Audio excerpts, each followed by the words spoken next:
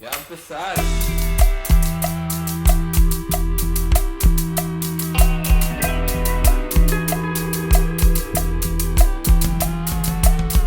Yes, sir. We are back once again. I hope you guys are not tired of us. Been at this for 3 years. We are 3 years now in the making. Happy birthday. Yeah. It's Because coming. it was in June. I forgot what day, but it's like sometime early June. I think it's June 7th Wow. is when we first started. Episode 1. Dropped. Crazy work. 3 years in the making. Super. Yeah, a lot of things happen in 3 years. A lot of things A happen. lot of changes. And so welcome back, everyone.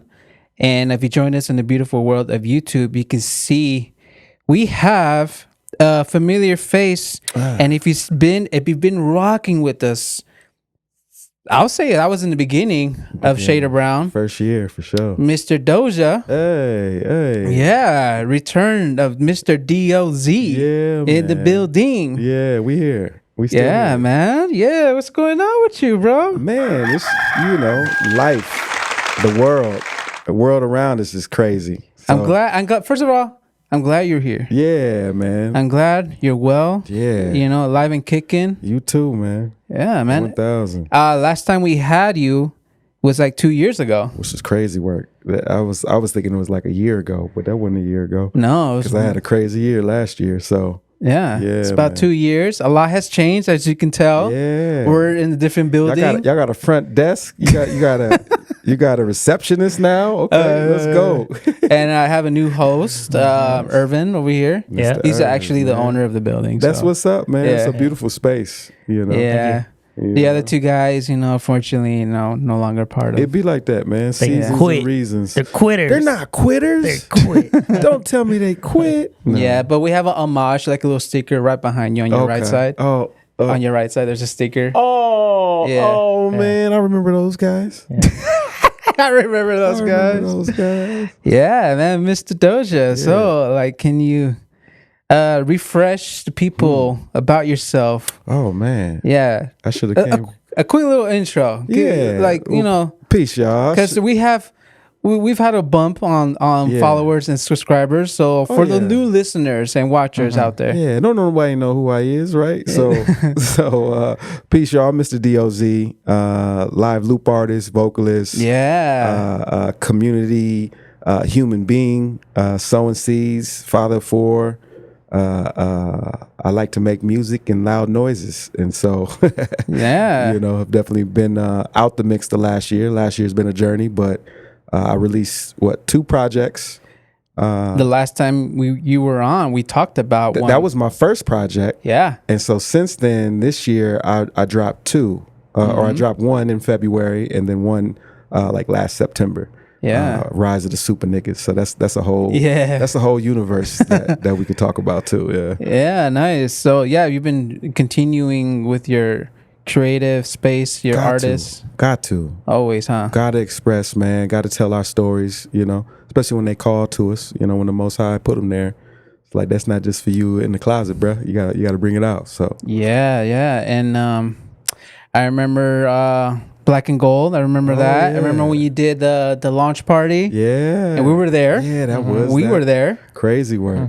Yeah. Crazy work. Yeah, Black and Gold still going. Still going? Some changes. I think we started the for-profit, and started doing the work and was like, realized like, yeah, this is really non-profit work, that we should be doing. So Yeah. that transition is happening. Miss Danny Harper, she's the she's the mama to Black and Gold. You know what I mean? She's been nurturing it and keeping it impactful in the community. They're Nice. doing events and doing walks and supporting other business, other community members who are wanting to do things out here Yeah. and bring things out here to a demographic.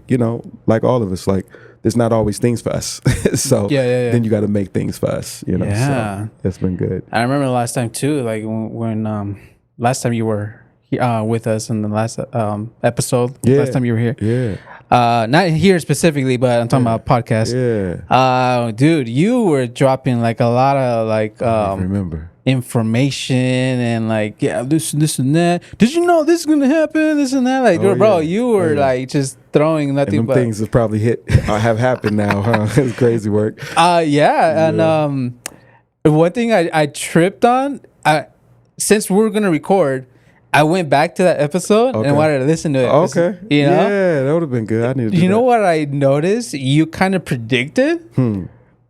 It was around the Hurricane Hillary was hitting. Okay. It was that time we talked about on that episode. Okay. And you said, yeah, we got to watch out because of blackouts and this and that.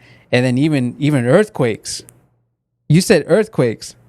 And what happened? There was an earthquake on the same time as the tornado. Yeah, it wasn't when all that was going down. Yeah, it was like a hurricane, tropical storm, whatever. That was probably like a couple weeks later, huh? No, it was like in the same week. A couple days later. That's crazy. I didn't mean to do that one, but sometimes it just be like that. Sometimes we called to know. You know what I mean? Sometimes you got to listen to your instinct. Be like, you know what? I need a pack out bag. Like, what if this happens if I'm on the road? You know? So. All right. And so a lot has gone down. Let's keep it positive for now. And, And you done a song for a certain team that I'm looking at right here. Oh, yeah. We up, man. We up. Yeah. You know, and I think the next decade is going to prove that, you know. We talked about in the last one, too. We talked about, like, we noticed the growing of the AV. And that was 2 years ago. 2 years ago. And fast forward now, it has grown. We got a professional soccer team. They fucking up the freeways, you know, because they know they're gonna be expanding. You know, they're gonna be expanding in this area, especially after all the fires in Altadena. And it's like it's gonna be hard to rebuild a lot of that stuff down there. And so a lot of people's already being moved up there, shift up here. You know, and I think that's only gonna increase. You know, so the growth is inevitable. Yeah, and did that like knowing where we're gonna get a team like inspired you to make a song?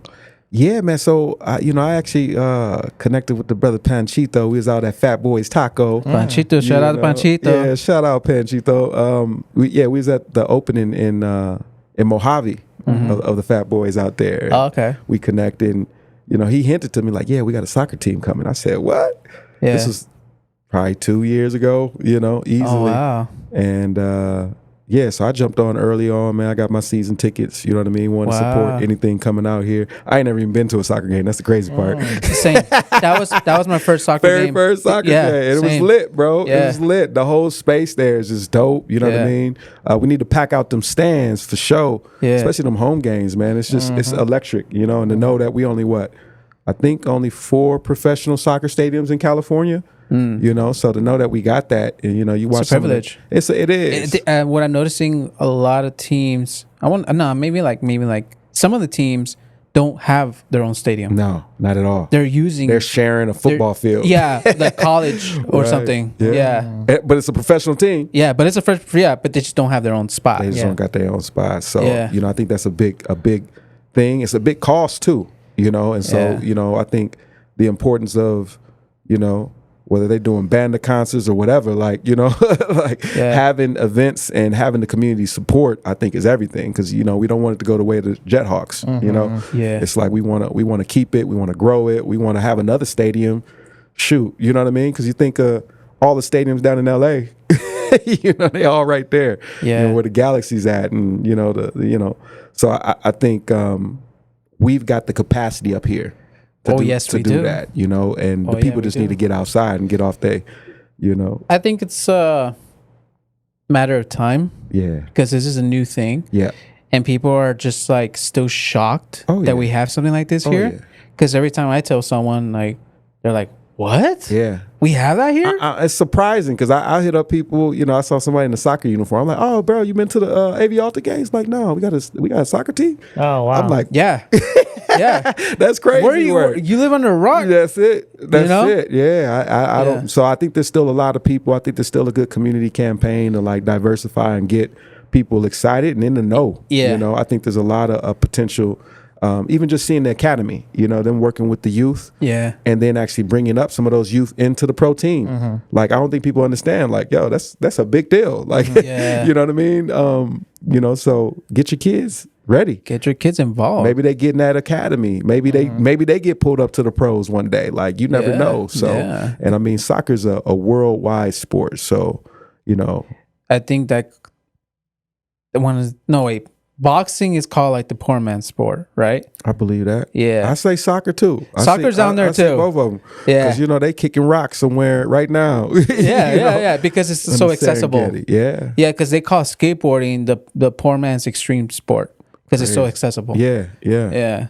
So it's big, it's worldwide. Man. So, you know, it's exciting. I think we got a good sports community out here. I think we just have to have more excuses to intertwine the arts and all of that and build up the culture. Because I think not everybody's with sports culture. You know what I mean? And that's kind of the problem, you know? But if you can blend the sports culture with the music, the art, the creativity, then you got something unique. And I see some opportunities there in the future. You know, even Nimi and, you know, the AV Alta opening up and allowing us to you know, try out the song in the stadium, you know, at a halftime game. It was huge.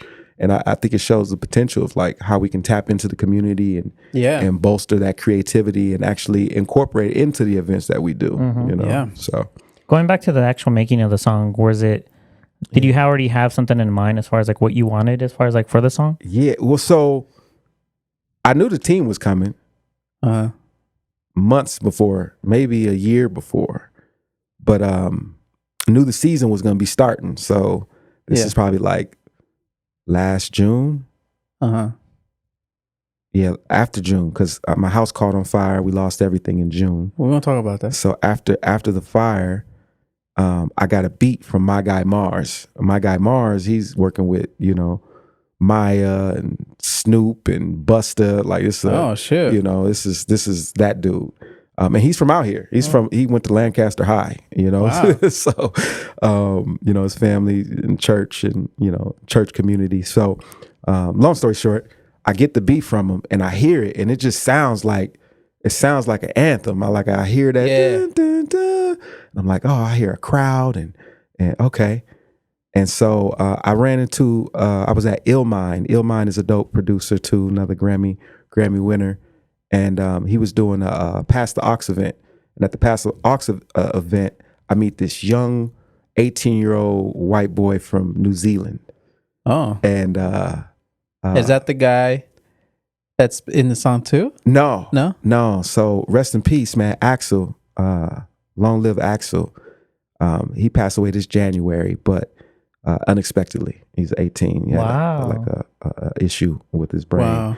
Like an aneurysm? Yeah. Wow. Yeah, it was wild. And so this is 6 months before that. Yeah. You know, I'm meeting him for the first time and we're like, yo, we just got to work, man. It's about the music. And it was just dope. And he's like, I got a studio, you know, come down, you know, we'll record whatever you got.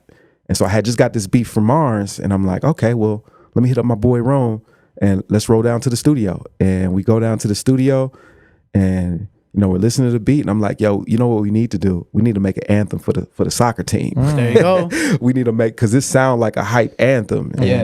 And Axel heard it and he's like, yeah. He's like, oh, okay, let me get some soccer chants. Like, so he got some, he went online and heard, you know, so you can hear it in the background that it sounds like it's in the stadium or like it's on the soccer field. And, you know, we just started writing and my man Roman, he kicked it off and yeah.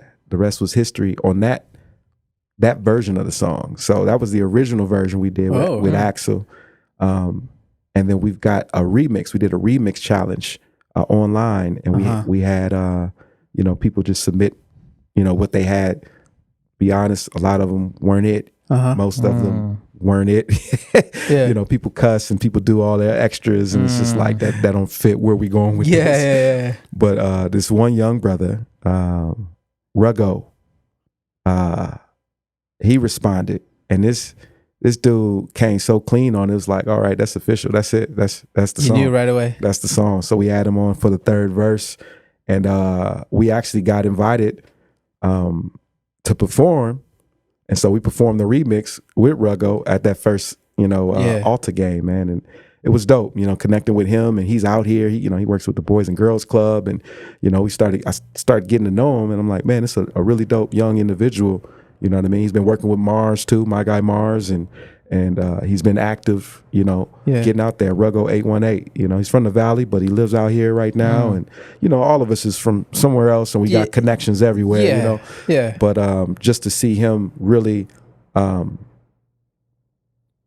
into the stadium and just really look at it like, man, our community, like we got something here, y'all. Like we need to do something with this, you know, and so we've been working and talking on some little things we can do in the off seasons, and just to keep the energy and the momentum going to the next season too, you know. Yeah, that's a lot of work to it.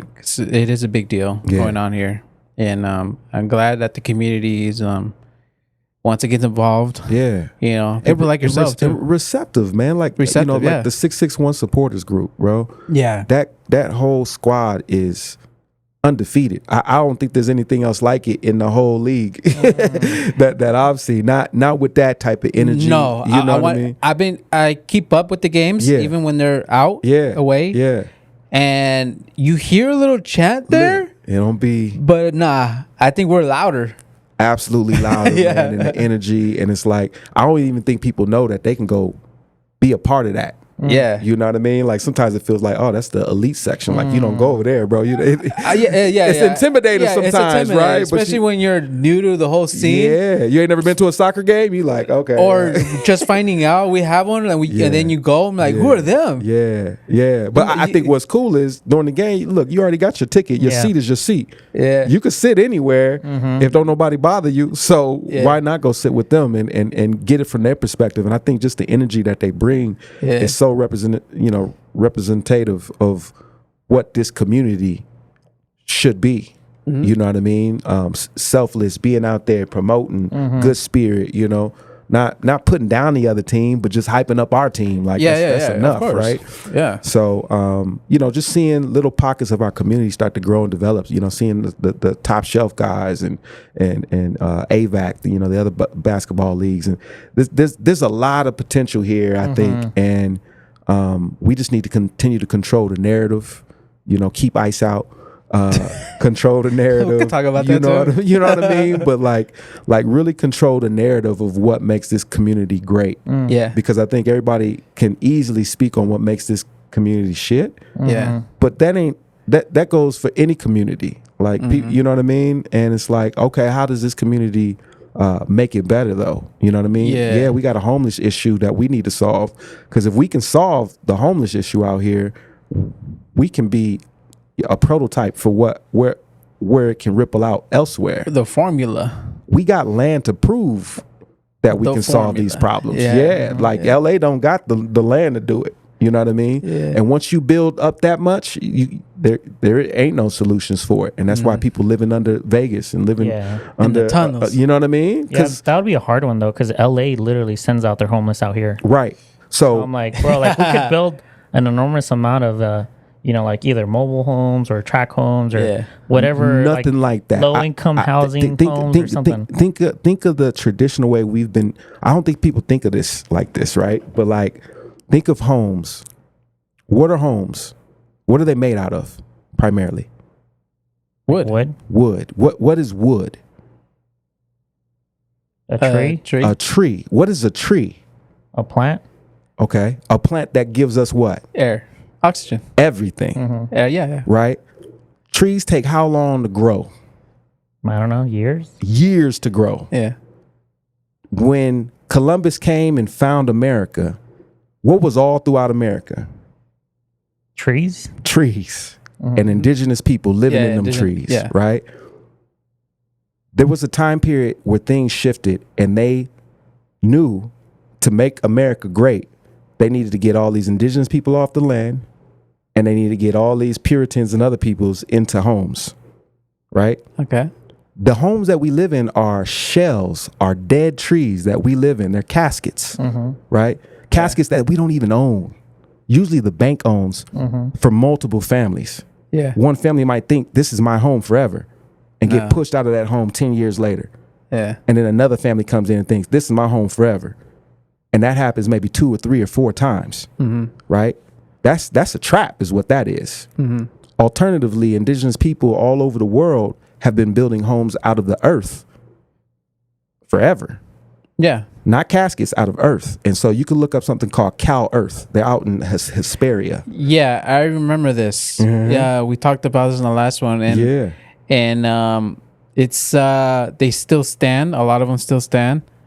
A lot of them, all of them. Yeah, right? I remember I talked about this because I went back and listened to it, and I remember I said my grandma's house, her house is made out of earth, right? And when it's hot, like Adobe. It's super Adobe, but super Adobe. Yeah, it's literally called super Adobe. Yeah, when it's hot weather, it's cool. It's not hot in there. Yeah, and when it's cold outside, it's cozy in there. It's built to be sustainable, termite proof, fireproof, bulletproof, right? Because it's earth. What about earthquake proof? Earthquake proof. Wow. Seismic testing for super Adobe was approved in San Bernardino County, which has one of the most strict seismic, earthquake interactions, just limits. You know what I mean? Like you can't build a house out there if it's not going to withstand an earthquake, right? Oh, and so it has to meet that. Super Adobe has been approved to meet that standard, which is bigger than most places where there's tornadoes all the time, and it's tornado proof, right? Because it's not. It's literally once you build it, it's a part of the earth again. Yeah, it's like attached to the ground. Yeah, rather than like it's a platform. It's built from the earth. Yeah. But it's built in a dome or an arch or a vault, right? Yeah. And it's using ancient building techniques. So I mean, long story short, where I was going with all that, right, is that the homeless problem, and our agricultural problem, right, and some of the other problems, even mental health. We need to take this empty land that China, or that certain people have sold to solar fields, right? We need to take what's not taken. What's left? I mean, there's a lot left. There's a lot left, but give it time, it'll be solar panels all over this. Yeah. People will be like, Poppy, what? Yeah. Where's the poppies, right? Yeah. So that land though could be converted to, in a sense, villages, right, or spaces where you have people living sustainably, and you incorporate permaculture and gardening into kind of like this rehabilitation, right, of peoples, because people don't realize being out in the sun and being out in the earth and gardening is actually very good for not just your spirit, right, but for your brain and for multiple reasons, right? Vitamin D, and there's a lot of benefits to being in these spaces. And currently, what they're doing is just allowing people to set up caskets on wheels or RVs in the middle of the desert, and people are literally living in the middle of the desert. Yeah, that's not the solution. You know what I mean? And I think we have to get more creative in knowing and saying we should solve this. We want to solve this, because what we don't want is LA to be up here, right? Yeah. We don't want this to just be another version, and so I think we can in due time, through controlling our narratives and speaking and educating people on alternative ways of building, of eating, like, because that's a whole nother thing. But like the food that we're eating is toxic. This is why there's cancer and diabetes, so much going on, exploding, and we don't even understand the limits of it, because we don't even see in mass volume yet the amount of children that are being affected by this stuff right now.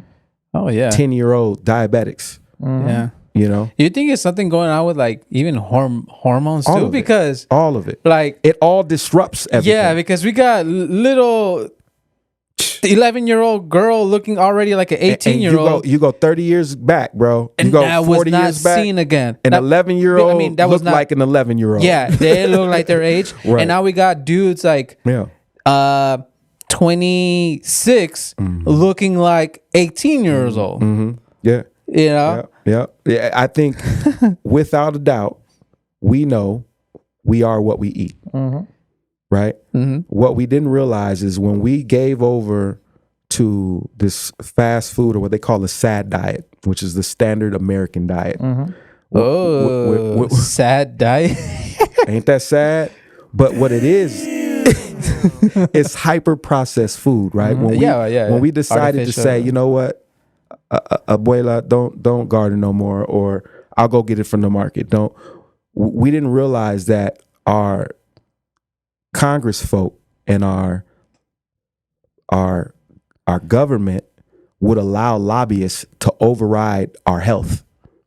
And what happened quietly while we were growing up, and we didn't even realize this because we was eating Kellogg's and Hot Pockets and all the things, and we didn't realize that like at that time the food was different than it is right now. Oh yeah. But that transition through the 90s into the early 2000s into where we're at now, a lot of toxic things have been put in our food. Yeah. The standard stuff that we grew up on. So, we think, oh, I ate that when I was growing up. Why can't my kid have some? But it's not not the same thing. No. It kind of remind me of the McDonald's movie. Oh, when it first started, they were using what was that called? You talking about the one with not Bruce Willis, but yeah, it's that one. Same one. Okay. Yeah. They were using real meat. Like at that time. Not processed. Right. It was meat. Right. Yeah. Now, fast forward today. No. Even in that movie, we talking about something else. In that movie, he showed you they were changing it. It was specifically the milkshake, right? Yeah. Remember, because it was like, oh, milkshake supposed to be real ice cream, and how are we going to keep it cold, and yada. And he's the like, problem. Oh, we found we got an instant mix. Yeah. Pour that in some water, stir it up. So it's telling you how much it showed. It didn't really say that. Oh, this is actually toxic for humans. Yeah. It just showed the consumerism. But that was back then. Imagine now. Then. Now, what's happened, and they got ahead of it too. And I'll show you how they got ahead of it. Right. You start seeing stickers that say may cause cancer everywhere. Oh now, yeah. Right. Oh yeah. Everywhere. Or even walking into a store may cause cancer. May cause cancer. Walking in a store. Why would they do that? So they don't have to take accountability. So that means somebody understood that there was going to be accountability to be taken, right? And that legally they would be sued if they didn't at least give something. So they know people are stupid in mass. So they were able to throw that in there. And right now, what we don't realize under this administration, there's nobody looking at the food. No. So the stuff that the Big Mac that you thought was the Big Mac last year ain't necessarily the same Big Mac or formula. It's just a Mac. It might just be a schmack. You know what I mean? It's a big schmack. You're not gonna know until, because they're talking about this now. There's turbo cancers. There's people getting cancer, and 4 months later it's an end, bro. Wow. I'm like, oh, how? Why? Oh, is it genetic? No, it's the environment. We're constantly exposed to it. And so I think going back to solutions, because I always feel like we need to be solution oriented, right? Don't just talk about the problem. What's the solution? What is the solution? Well, I think legislatively there's a whole push there, right? There's some protesting and things that need to happen on that front. Yeah. More conversations on that front, more experts speaking on that front. Yeah. That has to happen. On the other side, you have to do some mock cases. You have to show it. And there's people already showing it, right? There's already people who are growing gardens. Look at Bloom Ranch out there in Acton, right? Black Dome Farm. You know what I mean? They're showing that like you can be sustainable off the land without all of the chemicals, and you can have more than enough to share with the community. So imagine if there was a community that, it only takes like 2 acres to grow more than enough food for 10 families. You know what I mean? And then you get to trading and you start diversifying what you're growing, and then you got a whole different economy. We have to go back, and that's what's going to truly make America great again. Funny enough, is where we're being led right now is going to make it so that there is no other way but through agriculture, self-sustainable practices, that we're going to make it through this next 2 decades. Because where we were in America, in the world view a year ago is not where we're at now. No. And we can't even fathom it. And so I think, we have to, what made America great were indigenous people, right? Immigrants, right?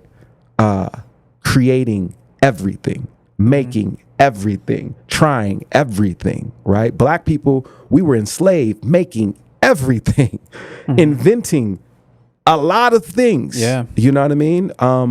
That we're never given credit for. We're never, America's backbone is like the indigenous and black people. So when you say make America great again, but let me take all the immigrants out, what you're really saying is let me take the spine out of this fully operational thing.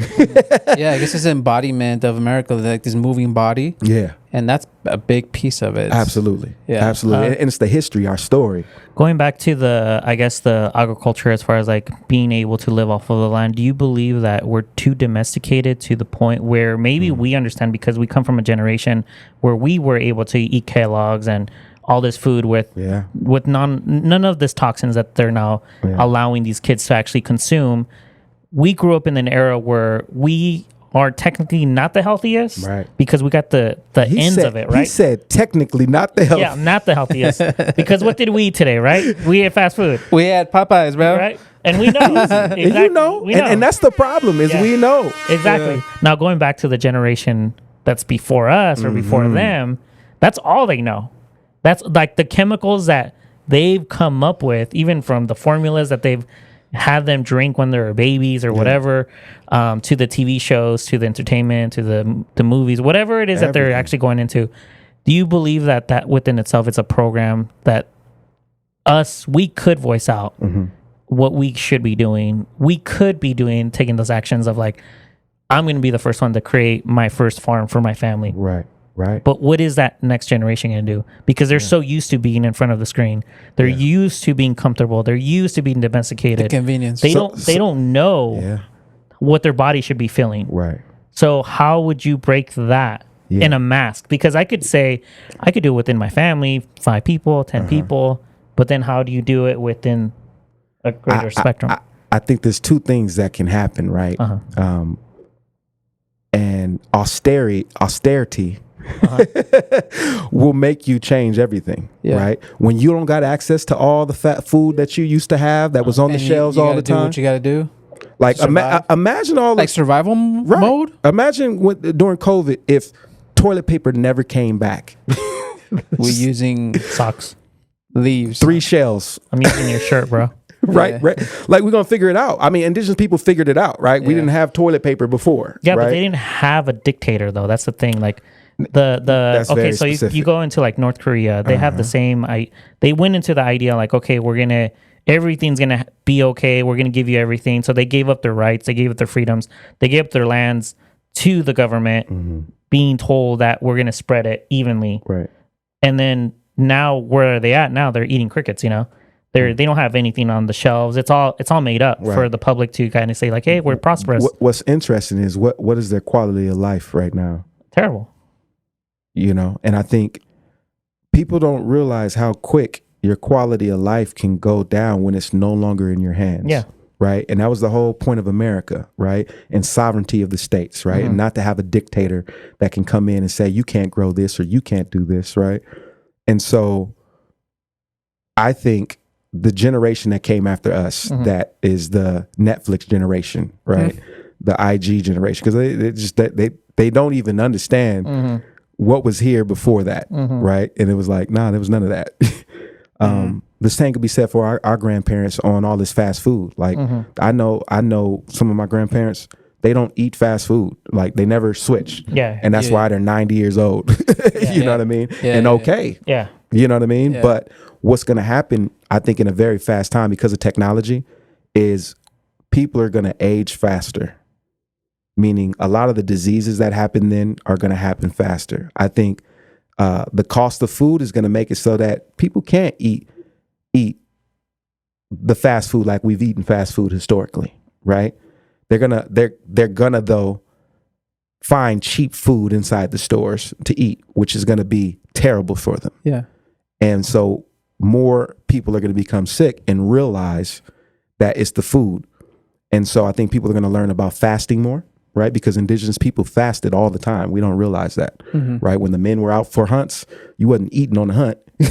You know what I mean? Like you was trying to get the food so that you could have a feast. And bring it back. And bring it back. Tribe. You know what I mean? So you fasted longer than the women did. You know what I mean? But everybody fasted because fasting on a cellular level is the best thing for our bodies. It allows our bodies to actually take a break from the bullshit and saying, we don't know what to do with this. Put this shit over here in the liver. And and it allows it to turn inward and say, okay, what's in here that ain't supposed to be here? You know what I mean? So I think once again, education, our people suffer for a lack of knowledge, and I think also then there's the application of that knowledge, because people know Popeyes is terrible, but people also know on Tuesday, there's a deal. There's a chicken deal. I know what you're talking about. You know what I mean? Yeah. So it's like, but we got to break these habits and these patterns that they've trained us on. The programs. The commercial is the program. The commercial brings you back every time. Oh shoot! Now I'm craving Popeyes.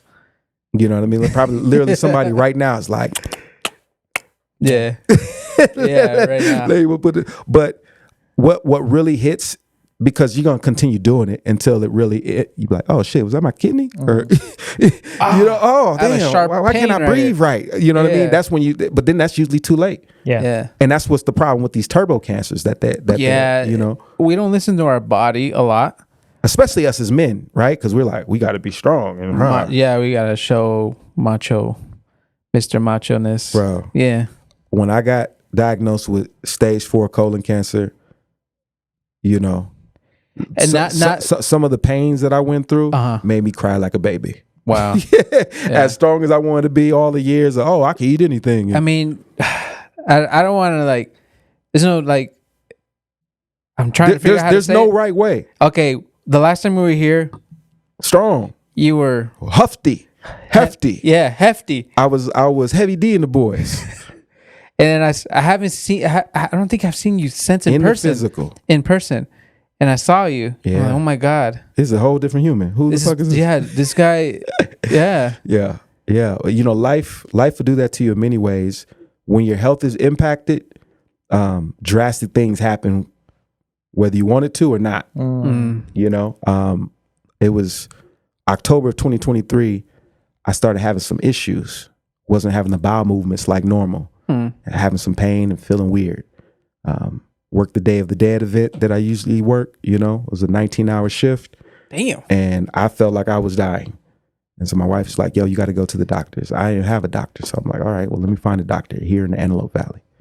Find a doctor. This doctor yawns in my face as I'm telling him what I'm going through. I'm like, I leave because he's like, we'll do a colostomy or what is it called? A colonoscopy 6 months from now. Whoa. Why? Why? Because he was booked, and it just seemed like, hey, that's when we can get you in for. Wow. I'm like, yeah, I don't have anywhere else for me to get a test, bro, because that seems like I need to know now. Yeah. So I left there, and I was like, you know what? Let me leave the Antelope Valley because I already don't really trust the medical establishment, but I hear we got the greatest. So let me leave here, though, and find something more suitable for me. So I find someone, and he's like, none of the symptoms you say sound right. Let's get you in for a test next week. I go in for the test. Much better. You know what I mean? Like, what you mean 6 months later, my guy? Like, that's what I like to hear. But yeah, okay, I could do that. I go in, I wake up after the test, and they're like, yeah, we found a 5-centimeter mass about the size of a lime in your descending colon. You look like you have cancer. So we're gonna biopsy it. We're gonna test it and make sure. They do that. Biopsies. That's a whole nother thing. But long story short, they come back. You got stage 4 colon cancer, my guy. You're 39, but you got stage 4 colon cancer. If you don't do anything, you're gonna die in the next year. Oh my God. Excuse me. How many stages are there? Like, you're at the last stage. Yeah, you're at the last stage. There's no stage 5. Wow. Oh my God. No warning. I got 4 kids. You know what I mean? Like young kids. So that definitely rocked my whole world. Yeah. I lost about 100 pounds. Yeah. In 4 months. Wow. Damn. Brother, it didn't look too good. It did not look good. It didn't look good at all. Okay. I'm just curious, okay? I was 313 probably the time I seen you. 300 pounds when something I like seen that. you, bro. But like, what I'm curious with, yes, you were diagnosed with cancer. Is it the cancer making you lose weight, or you just do you lose your appetite, or what's going on? So there was 2 things happening. So I told you October, I knew something was wrong.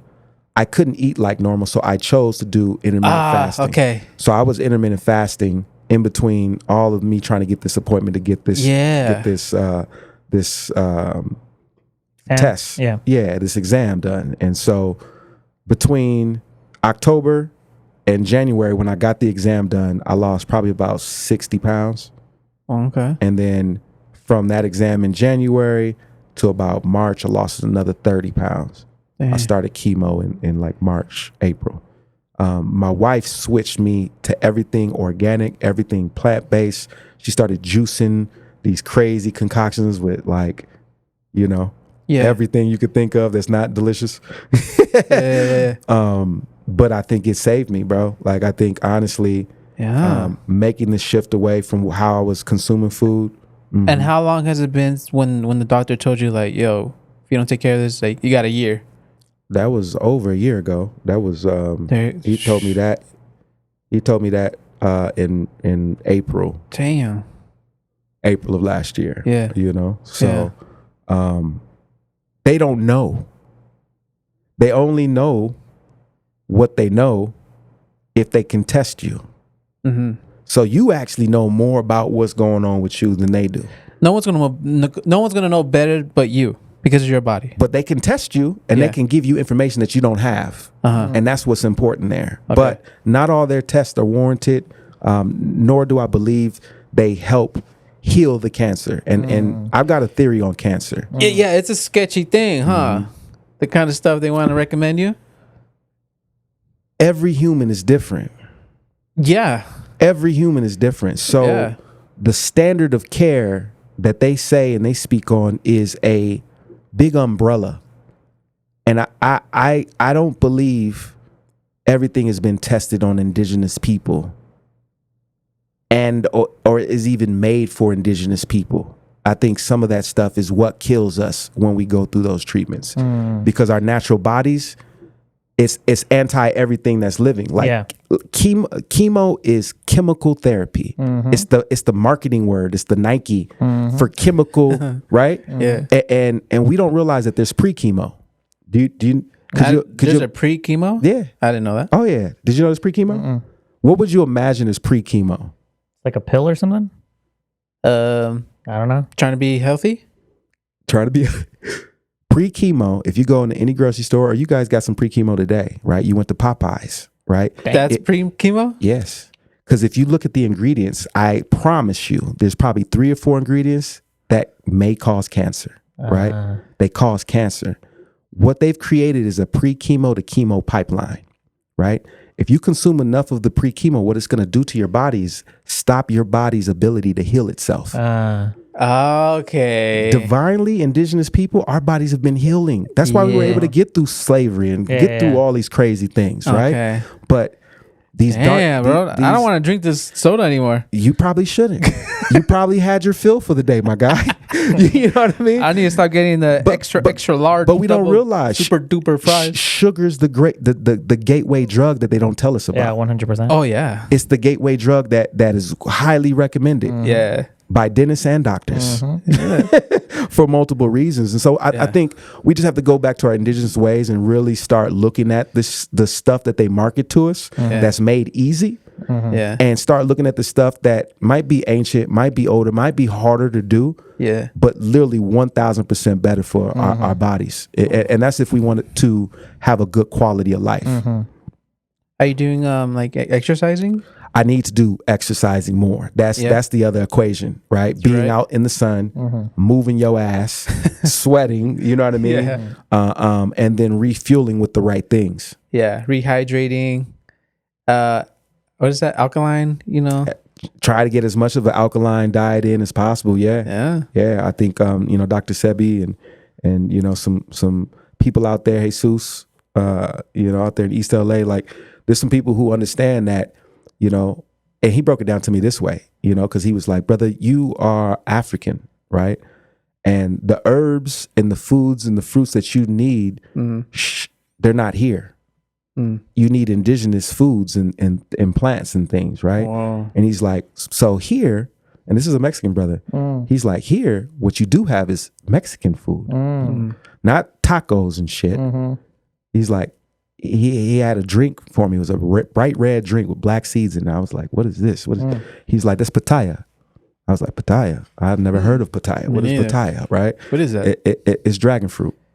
Oh, dragon fruit. It's dragon fruit, and he's like, yeah, it grows from a cactus. Like he's like, this is a Mexican, you know, and this fruit you can make all type of things in, but it's anti-cancerous. It's got a lot of anti-cancerous flavonoids and compounds that are good for you. You get that in, you don't get the soda in, right? Because the soda is everything. It's the opposite of water. Yeah. And so I can go deeper into the anti-Christ and because I think a lot of people think of anti-Christ like, oh, it's going to be some guy who's the opposite of Jesus. But people don't understand that term Christ, right? Yeah, they're going to find a savior, but in reality, he's the wolf within the sheep. And the devil in the details, right? Is that Hamashiach, right? Is where Christ comes from, right? Hamashiach means anointed and anointing. There was only one Hamashiach. Who was a Hamashiach? As a guess, I wouldn't know. Yeshua ben Yosef. Who was Yeshua ben Yosef? I have no idea. Jesus. Yes. Yeah. Yes. Right. I know that name. Yes. The second one you said. So Yeshua was the Hamashiach. Yeah. Right. Okay. And in Jewish tradition, that's they saw him as the Hamashiach. Right. And that was, he had the ability to anoint others, not just in oil, right, but like in spirit. Yeah. And so when people say anti-Christ, it's the anti of this person who was anointed, who was healing, who was giving his father's power, you know what I mean? Yeah. Through to other people. What a lot of what's happening right now, what we're consuming is anti-Hamashiach. It's not the anointing or the it's not the anti-anointed, but it is the anti-anointing. Yeah, right? Got it. Yeah. So it's another part of that equation, and I think we really have to take a step back, and this is for the culture. You know what I mean? There's certain things people gonna do. They're gonna eat meat. Not everybody's gonna go plant-based. Yeah, but motherfucker, eat a salad. Get a salad here and there, and have a real salad, like you know what I mean? Not this like Caesar some croutons salad with some ranch on it and be like, yeah, I had a salad. Like, nah, get some leeks in there, get some broccoli sprouts in there, get some peppers, get some mushrooms. Some people put like certain kind of oil or something. Olive oil, put some olive oil in there, put some avocado in there. Like, make a real freaking salad, because your gut, you're training your gut. And Brother Jesus, he called it. He said, your gut is your first brain. There's a whole biome going on in there. It's everything. Think, how are you connected to your mom? Are you connected to your mom in the womb by your head? No. Say what? Are you connected in the womb to your mother by your head? No. You're connected connected belly. to your gut, right? Yeah. To your first brain. And that's what they've learned to attack. The enemy is attacking us from within. Those are we getting deep? Man, I go deep. Balls deep. Bro. You know what I mean? Every Thursday night, bro. But I think it's important, because if we just talking, I'm not a small talk kind of person. You know what I mean, it's hard. That's what I love about you. That's what I love about you, bro. Yeah. But I think it's just important, because I may not be here next month, but now you know about Super Adobe, right? Now you know, like sugar, maybe I need to take a cut on soda. You know what I mean? Like, and that's what the God in us is supposed to do. You know what I mean? Like, we're supposed to share. You know, I think of the earth as like a motherboard, right? And across the motherboard, there's different circuits, you know, and different things. Not all energy is supposed to go everywhere on that circuit board. Some are stuck in this capacitor, and some are over in this transistor, and some travel, right, and connect to other places. And so we are that. Yeah. And we are transferring information by the terabyte just by conversating. Right? Sometimes just by a hug.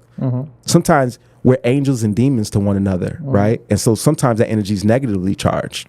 Yeah. You know what I mean? And we have to just be wary of how we channel that energy and how we share it and how we, you know what I mean? Because it impacts everything. All of existence is impacted by the words and the actions of us every day, you know? Yeah. Going back to the religious stuff, because I'm not religious, so I'm not. Fair enough. I'm more of I want to seek the information before just diving myself into any type of religion. You mentioned Jesus was called what again? Hamashiach. And where does the name Jesus then come from? Oh, you want to get there? Well, I just want to know, because I don't know if people are ready for it though. No, well, if you could give maybe the brief, the dummy version of it, the just dumbed because down version. Yeah, because I feel like I question things because it's instinctual, like my instincts, like I have like, oh, is that intuition, or am I just not the religion type of person? But then I want to ask the questions, but when I ask the question, either to a priest or a pastor, Yeah, or you get a funny response. Yeah, and then that's where it's not historically based. My spidey sense comes through, and I'm like, I don't feel right. I'm like, I might not know a lot of things, but something's a little fishy. So if you could just kind of, I'm gonna start with who the man was. Okay. Right. Nobody knows that. Okay. Yeshua ben Yosef, Jesus, when he was born, right, he was not a Christian. Okay. Right? No. He was a Hebrew. Okay. Right? And he grew up in a time where Rome was America. Okay. Right? Rome was Babylon. Rome was everything big, sat on many waters. The letter J wasn't invented until the 5th century, I believe. And you can double check. Do your due diligence always. Okay. The letter J didn't come into use in the English language until the 5th century. Okay. So his name could not have been Jesus, because it would have been Joshua. Okay. Right? Because in Hebrew, his name was Joshua. The reason is Yeshua ben Yosef is because there's no J. Right? At that time. So a lot of things happened. After he was crucified and he died, Rome won that conversation. I don't think people realize, like, people glorify that he rose and these things, but the person who wrote the story was Rome for about 60 years. Some of the witnesses there were able to go away and write books and write things down, right? And that's how we got some of the books of the old, some of the books of the New Testament, of the New Testament, right? But the Old Testament was based in Judaism, right? Most of it was the Talmud. The Talmud and it come from the Torah, right? And so it was pagan emperor Constantine in like the 3rd century who gathered what was called the Council of Nicaea. And the Council of Nicaea you could think of as like the G20 summit, or right? It was bringing all of these people together because Roman pagan emperor Constantine was trying to unite his kingdom, because there was factions of people who believed in these books of the Bible. These people believed in this book, and it was, he's like, I want to bring it all together to make Christianity. That way I can rule and we can all rule under God. Right. And so, yeah, you can look all this up. This is all facts. And I'm not gonna go too deep, but the Council of Nicaea is what created Christianity, right? Christianity didn't exist until after that point. By that point, Islam, the Abrahamic religion, in the text, it says, Father Abraham had many sons had Father Abraham, right? All of the sons of Abraham spread and created many different nations, which create their own subsets of a theology, right? That they developed into their culture, some of them being divine lessons to keep them clean and not get sick and not have the Black Plague, ravage their society. And so the name Jesus comes in because that comes from Greece. It's Greek in origin, in that Isus, I think it's Iesous. I can't spell it right, but I can double check. Comes from hell Zeus. Zeus being the god of right, lightning and thunder and all of that jazz, the king of the gods. And so a lot of things have, funny enough, over time, we don't have a good sense of time. Because we think our life is everything. We think our 40 years, 30 years is everything. But we don't get, I think we're starting to see, right, with the rollback of Roe v. Wade and the rollback of civil rights, right, and certain things, how fast things can change under one ruler to another. You know what I mean? But that's happened 1,000 times with Christianity. And I don't think people realize, like, there was a lot of things, the Inquisition and the Crusades. There were some evil things happening in the name of religion, of the time. And so the word, though, the living word, was there before the written word. And I think that can resonate with anybody who follows Abrahamic religion, that, like, yeah, the living word is more than the written word. The written word has kind of been not sabotaged, but it's been tainted by corrupt individuals. You could think of like a Trump at a time, right? Trump actually, he made his version of the Bible. I don't know if y'all seen that, right? What? Yeah, he made his version of the Bible. You can get a Trump Bible. It's a Trump Bible. That's crazy. Go look it up. Go look it up. That's crazy, that actually exists. dude. You can get a Trump Bible, and it has some things in the front that its interpretation. It's not in the Bible. Oh, okay, gotcha. as you know, is the Bible, He's right? adding stuff. Oh yeah, and I mean they're doing that with the books, with the education books. They're saying, oh, the slaves weren't slaves; they were unpaid volunteers. Yeah. Oh my god! But those subtle things, right? It seems like a joke. Yeah. But then to our kids who don't learn the truth, it's history, and that's the problem, right? When we don't control the narrative, and the narrative gets out of the hand of the people, and I think that's where we're supposed to be responsible in that sense and understand that like there's layers to the conversations that we're having. There's layers to the history. There's layers to the things that are killing us. We shouldn't play with, and we shouldn't encourage others to play with. And this culture is all about that. This culture is all about like, oh, you have some lean, there's always something toxic that gets promoted. Yeah. Oh yeah. That stuff spreads so it's easy. It's easy. It's profitable. Yeah, it's profitable. You'll get a sponsor for it and everything. Sex sells, sex, drugs, all that stuff. So just going back to the same thing that I was saying as far as like when we're talking about the agriculture, I feel like you're more optimistic than I am as far as like, can we do it? I could see it because, it's been done, but in an era where we weren't controlled by a small group like a government, right?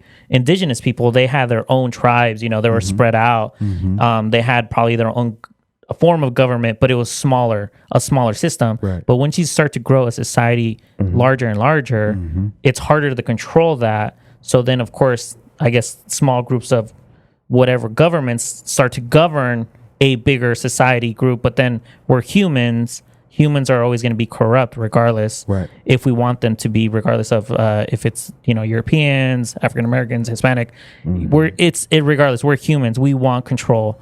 And once we get that control, all control corrupts. And, that's kind of where my head goes into. Now it's more of like, we have the technology, we have the knowledge to understand this stuff, but we have become so domesticated in comfort and then also being consumers. Yeah. Trained to be consumers, right? That kind of where my head goes into. Like, I understand there's going to be an evolution of two types of humans right now. Yeah. And I've stated it on my podcast too, where there's going to be those that are going to be willing to understand and take action. And then there's going to be a huge amount of almost like robots. They're wanting to create another form of slavery without them even letting them know. Just like how we were talking about houses. The mortgage is literally what you're paying. That's why you're going to work. That's what you own. You're not actually going to work to live. You're working for that bank. Right. And that's what they want you to believe. Hey, you're going to own it, blah, blah, blah. Interest rates this, great, blah, blah, blah. They sell it. That's one type of human. And then we have the other type of human. Like, I get if there's an investment, I'm down to do it. But far and a few people actually understand finances because, they want us to keep us ignorant, regardless if it's our health, regardless if it's our mental, regardless if it's physical, whatever. Yeah.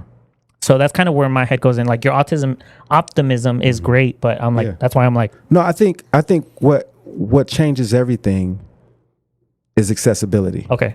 Right now, we're still living off of 60, 70, 80 years of allies, of superiority as the main economic stable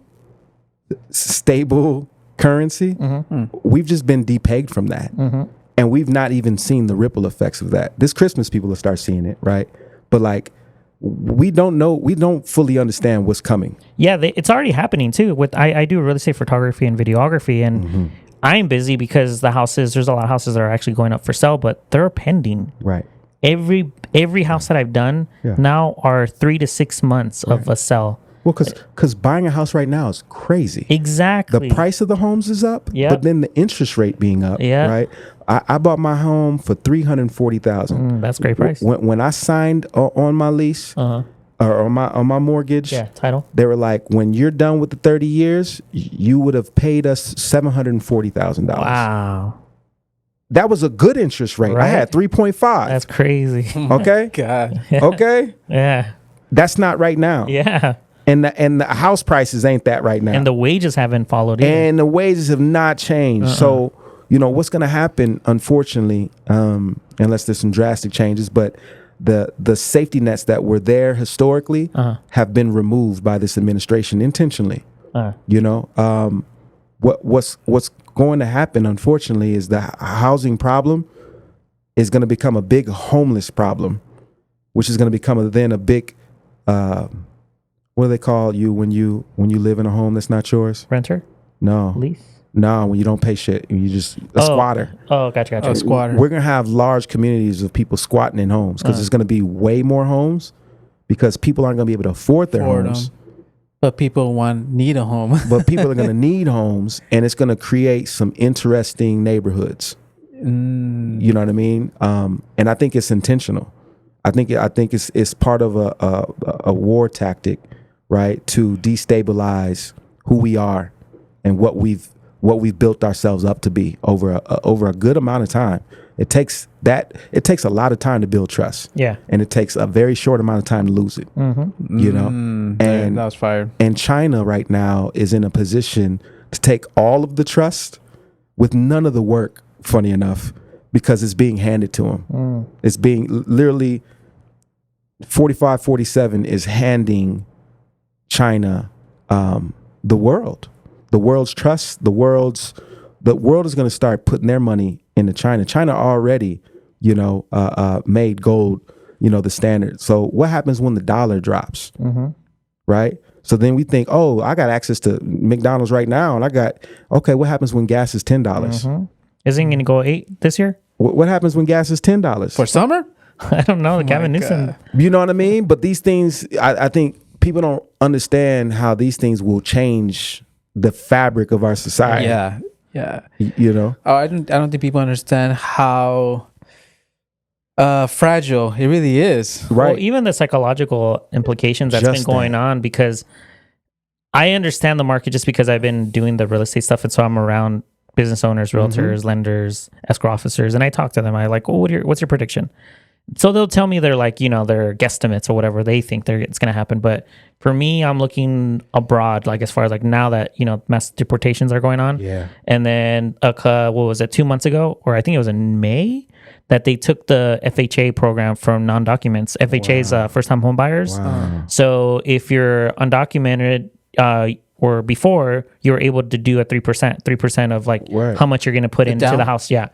But now it's becoming you can't do that anymore. You could do conventional, which is fine, but that's a bigger it's huge sum of money with the amount of the house price of like 450 is the average, 430 is an average out here, close to $500,000. And they want 20% down. On Q, on Q where you're going to get shanked. And I'm like, okay, so is that an investment within itself? So of course, you're investing in your potential getting robbed. Yeah, and now with with ICE and all this stuff going on, a lot of Hispanic people are more hesitant to buy. Absolutely. Which is a huge market as far as like within the housing, because we live in California, and now the houses are sitting and everybody's wondering why. I'm like, bro, think about what was going on abroad, not just as far as like just the American family, but everybody that's living here. Yeah. But it's just insane. I'm like, and now what you're talking about, like the idea, like if it goes to $10 right on the gas, people prices. won't be able to move. Exactly. Yeah, it'll be a luxury to drive. Right. Yeah. You're gonna need we take the it for bus. granted now, but if that stuff like that were to happen, we're like, you drive, you got money. Well, I think all of these things are gonna come in the next 20 years, right? And that's, I think, why the high-speed train and some of these other public, you're seeing these Waymo public cars, services. you're seeing these AI cars driving around in LA. You know what I mean? So Public services. I think that's where they're taking things, right? They're taking things to a place where automation is covering you at a base level. You know what I mean? And it's a trap. Yeah. It's a trap. And I think the way to fight the trap is resistance, right? Like what's happening in LA, and I hate that they call them the LA riots. because Yeah. it's the LA resistance is what it is. It is. It's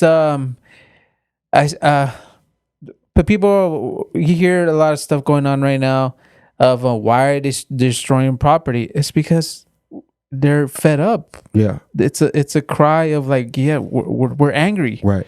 That's Don't always assume the story. Yeah, I was gonna Right, say the same thing. because the other side of it, right, is we don't understand historically how many times saboteurs have been embedded in our groups to ignite the temperature.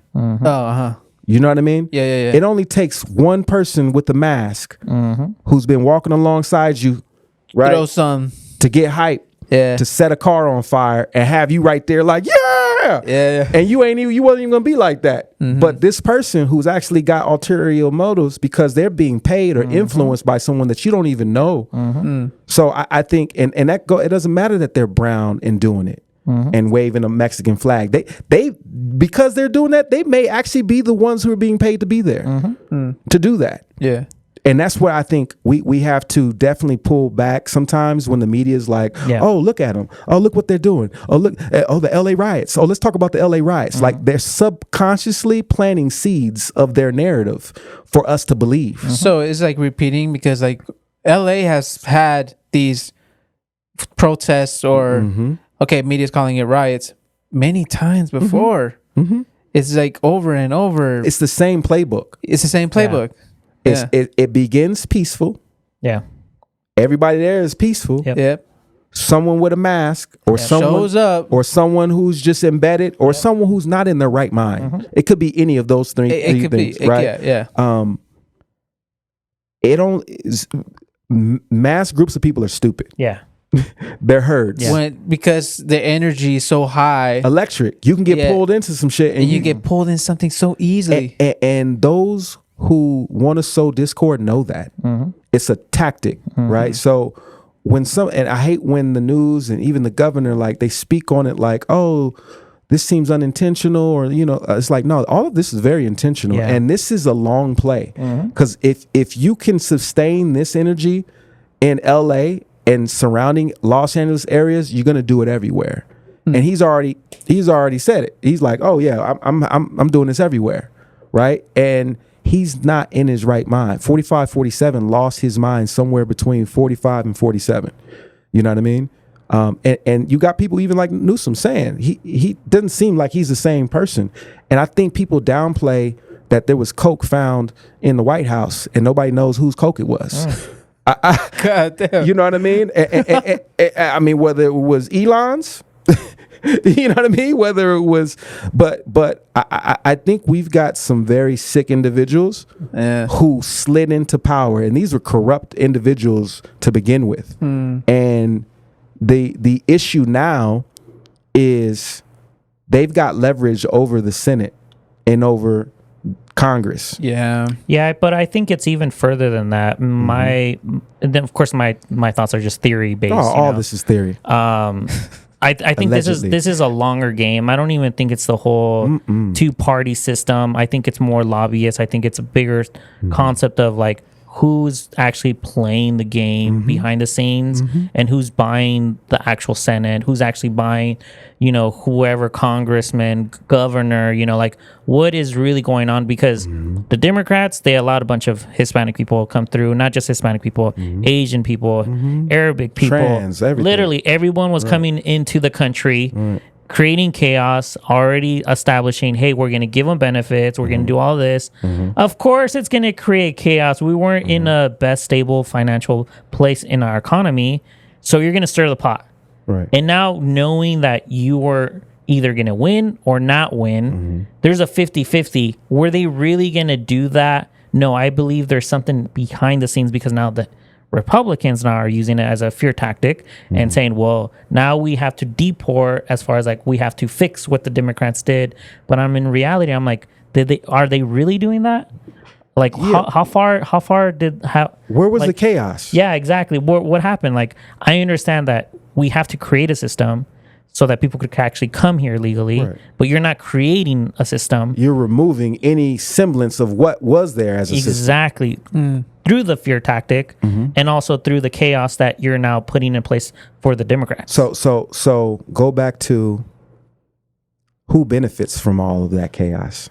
Companies, Who was all there at Donald Trump's inauguration? big companies, big tech companies. Big tech companies. We don't even fathom that all of this is just to destabilize all of this so that a lot of money can be made in other ways that we're not currently looking at. Right? Yeah, no, 100%. And I think we're in a very vulnerable position because we allowed a criminal to put other future criminals into positions of power that used to have career people who, as corrupt as they may have been, were at least provided a regulatory function, a flow of things. No system is perfect on earth, right? No. But where we're currently going right now is New America. Like the old America that we knew growing up as kids is no longer. No. I think around COVID is when it ended. We went into a bizarro universe. Weird. I think that was like a universe. like we just that was like their social good. like study. Like, okay, how far could we take this? Yeah. Like, how much are they going to be willing to follow? right Hey, directions. don't go outside. Don't take vitamins. Put a mask on. You know, get a hamburger and we'll pay for the hamburger and Right. get a shot. Right, Like, right. or like Crazy like work. how far? And they saw it. And Like they saw it. They got so much data. We followed so hard, and even till this day, I still saw people with a mask. What happens if there's no tissue paper? and low key, there had to be warehouses full of it, right? But like somehow there was just none on the shelves. Pull the toilet paper. I want to see what happens. Just pull the toilet paper. Let's see how shitty shit gets. Oh, pretty shitty. Okay. People are losing their minds. Let's see how the shit hits the fan. And I remember people were actually buying like the hand sanitizer in bulk, Oh man. and they were getting in trouble. Yep. Yeah. They're like, nope, you can't do that. Yeah. That- Yeah, they're eliminating like Oh, one per person or something. People was buying them in bulk and selling them on Amazon Yeah. for like twice the price. Yeah, That was yeah. coming up. So, Yeah. I think things are always changing, and we just got to recognize to like not follow the energy of the mass hysteria in the news and like simplify it.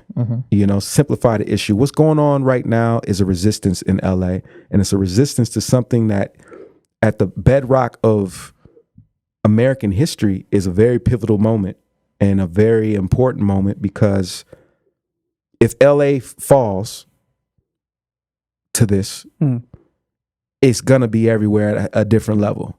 But LA has a chance to make a stance on many different levels to what this really means, right? Yeah.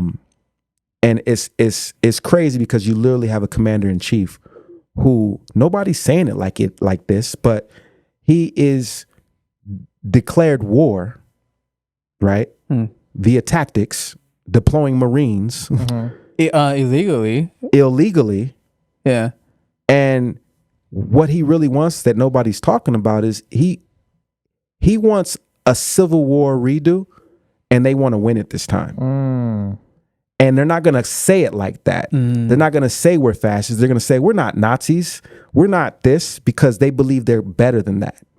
Because they're fused with plutocracy, right? They're infused with corporate money, so they are better. Those guys are just running off that, with a little bit of money.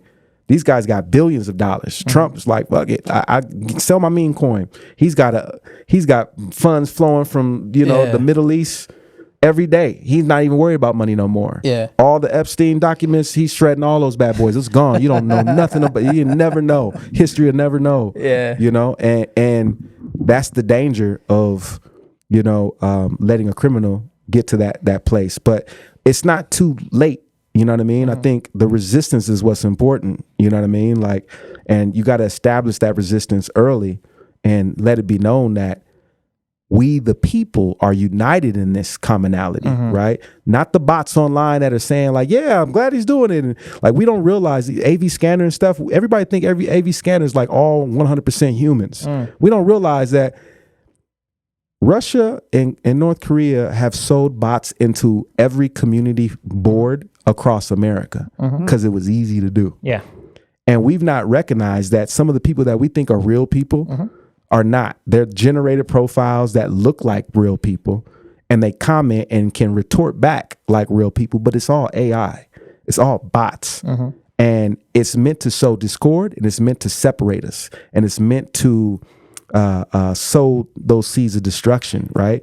And that's just here. Magnify that to mass media as a whole, and that's its role too, right? It's not to give us reality.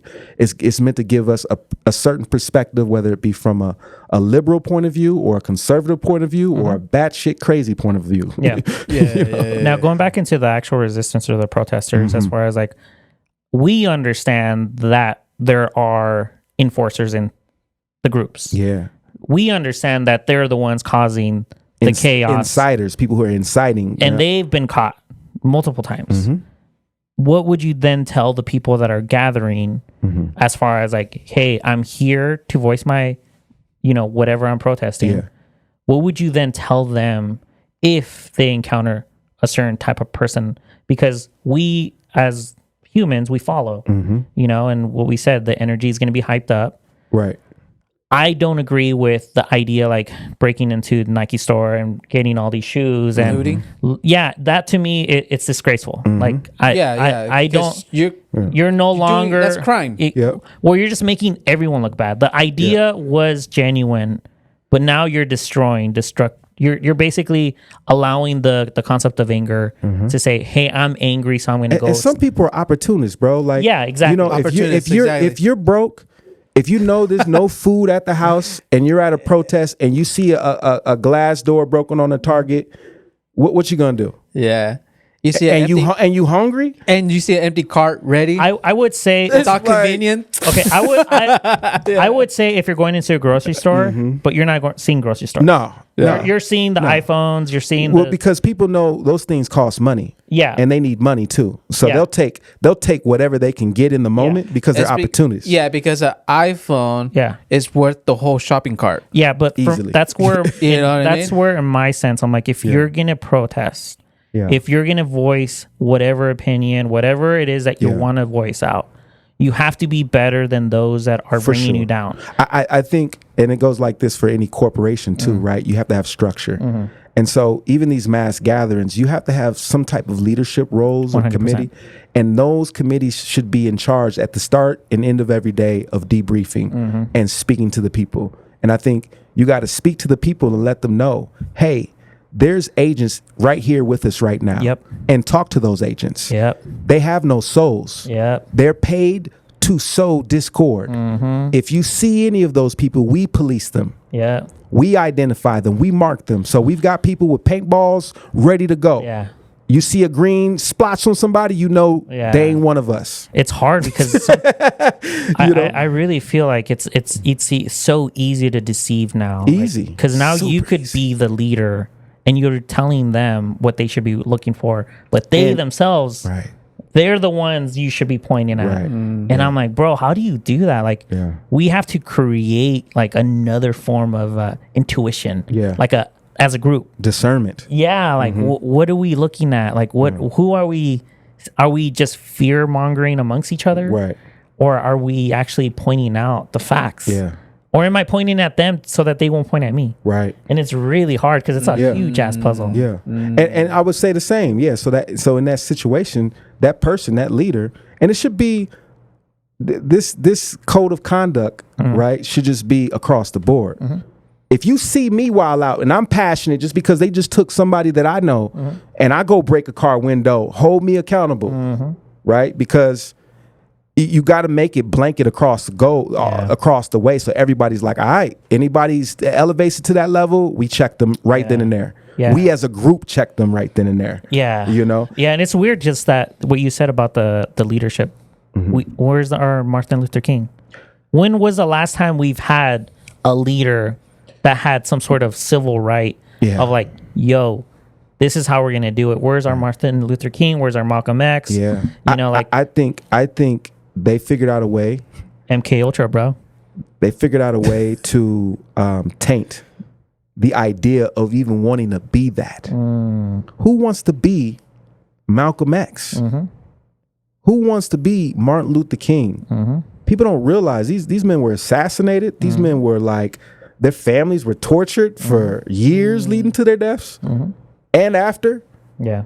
Who wants that? Yeah. Right. And if it's not that, they'll find dirt on them. And they did. Who wants to be exposed to, and being and exposed? find Like, their did you know he skeletons? did this Right. 20 years ago? Right. Yeah. So I think what's important to understand is Yeshua ben Yosef, right? He was one of the first ones that they assassinated. He said, "Nothing I do comes from me. All power comes from my Father through me."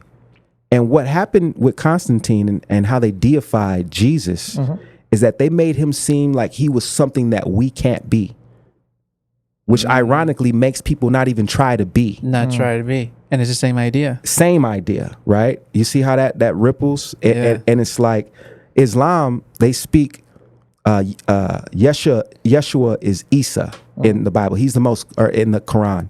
In the Quran, he's the most spoken prophet out of all the prophets. And in that, in Islam or in Arabic, the word for son of God actually means servant of God. So when they look at Isa or Yeshua or Jesus, they don't see him as the literal son of God. They see him as one of the most holiest of servants. But that's crazy time. But you know what I mean? And so if we reflect to now, what that should mean for us is that there is no Martin Luther King. There is no greater one leader. Because they're convincing us, like, I can't be that person. Right. If you look at the brother in Burkina Faso right now, you know, he's the president or he's the the leader, they're trying to take him out right now. Who is he? Burkina Faso, he is, look it up. I'm just gonna call him the president, but I want to call him the king. But he has taken a stance of getting Europe out of Africa. He's like, we got all the resources, we got all this gold. Oh yeah, I've heard about. We're not. Yeah. And they actually try to get one of his closest boys, one of his closest generals, to assassinate him. Yeah. And what would have happened if that dude wasn't loyal? If he didn't instill with him to understand that the loyalty, it has to supersede any of the money, or they was trying to say, oh, you'll have run of the land if you kill him, and he came back and he told him, like, yo, they wanted me to take you. They wanted me to murk you out tonight. And the guy came clean came clean. Told him the whole plan. He's like, bet, thank you. Oh my God. And you're close to me. Yeah. So that means anybody in this building, tell me what's loyal without telling me what's loyal. You know what I mean? But that's what we need, right? Because loyalty. Because the Judas in that moment wasn't Judas in that moment. He chose to be loyal to the cause, and that's what's needed right now, right? We need a lot of loyal groups of people, a lot of our black and brown brothers and sisters out there. Like, we need them to understand that they are Yeshua walking. You know what I mean? They're the living word, and they got to really resonate right now, because the lines have been drawn on where we're at, this spiritual warfare, this this place that we currently find ourselves. You kind of go out, and this is, I think, a couple times you had mentioned the black and brown thing. What about Caucasian? Because I feel like they fell into this almost like a sinkhole that we're all in. But of course, we're all being stirred, not in the best way. Yeah, we're all being stirred in a way where it's just like we're colliding against each other. Right. And once again, it's the behind the scenes, like, the Irish was once looked as a black man, but then they had to then create the hierarchy of like, oh, but you're lighter skin, so now the black man is now like further down, and Hispanics are further down. When do you think race was invented? Oh, when was it? Like, it was in America, right? It was like in the 1700s. Yeah. 1700s race. There was I think it was the Queen of Spain. Yeah. Hired a sailor to travel around the world and classify all the different indigenous people. Yeah. That's when race was like first the whole invented. mestizo and then all this stuff. They categorized. Before that, we were all tribes. Yeah. Various tribes of people that came from the oldest tribes. And if you follow Abrahamic religion or Christianity, you say, oh, the tribes of Abraham, right? Like all of his, Reuben and, all these different things. Yeah. We don't realize, like, and when you say it like that, it's like out of respect. Yeah. 1000%. It's Yeah. understanding our lineage and like literally Yeah. where we come from. Like tribe of Abraham, because Abraham is like very respectful man. He's the root of all. Yeah. And it's crazy that his children are the ones who are at war in the world right now. Yeah. Right. It's Christians, Muslims, and Jews.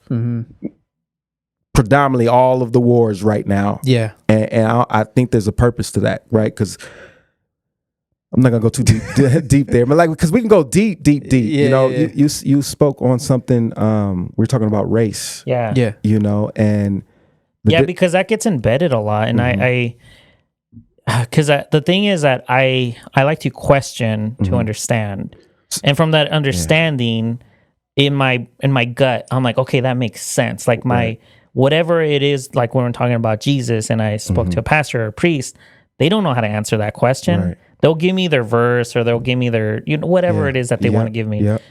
But I'm asking you because you're the one saying it. So I'm like, I need the perspective. Yeah. Because it's in the intuitions popping in. For sure. And that conversation, and as far as like that, what you had mentioned, Right. goes deep into ignorance as far as like within our own communities.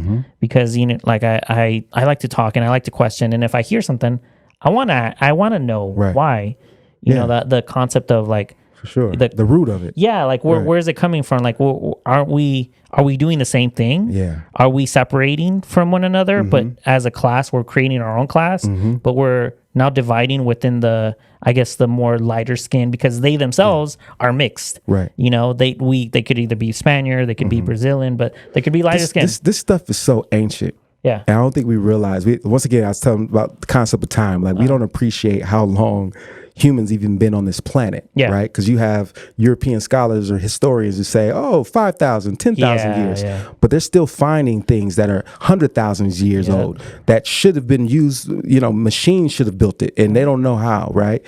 And that's because our story's been rewritten over many times. And we're just living on the topsoil of the mother grid, right? That topsoil changes every couple hundred years. So you got cities on top of cities. You got civilizations lost under oceans. Was right? that called mud? Just like that theory of that? I don't know. It's like historical of like being covered the mud flood or something like that. It is what it is. Yeah. It, like for sure, the earth has covered many a times civilizations, cities, and history villages. being buried. Oh yeah, history's being buried. Some intentional in later times, right? When conquerors like Alexander and Genghis Khan, and then rewritten by the many a times. But what can be said is, before all of this, because people always talk about, go back to Africa and all these things, right? This is Africa. Yeah. Right. And I don't think people get that at one point, Pangea, right?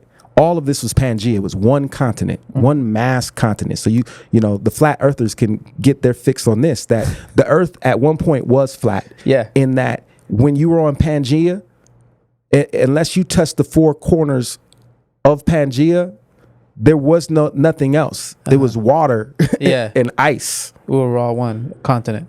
And over time, those continents broke up. Those tectonic plates kept moving and have never stopped moving and are continuing moving. To this day. Right? But when you think of in biblical spaces, they talk about the Garden of Eden, Adam and Eve, right? And Adam and Eve were in the garden, right?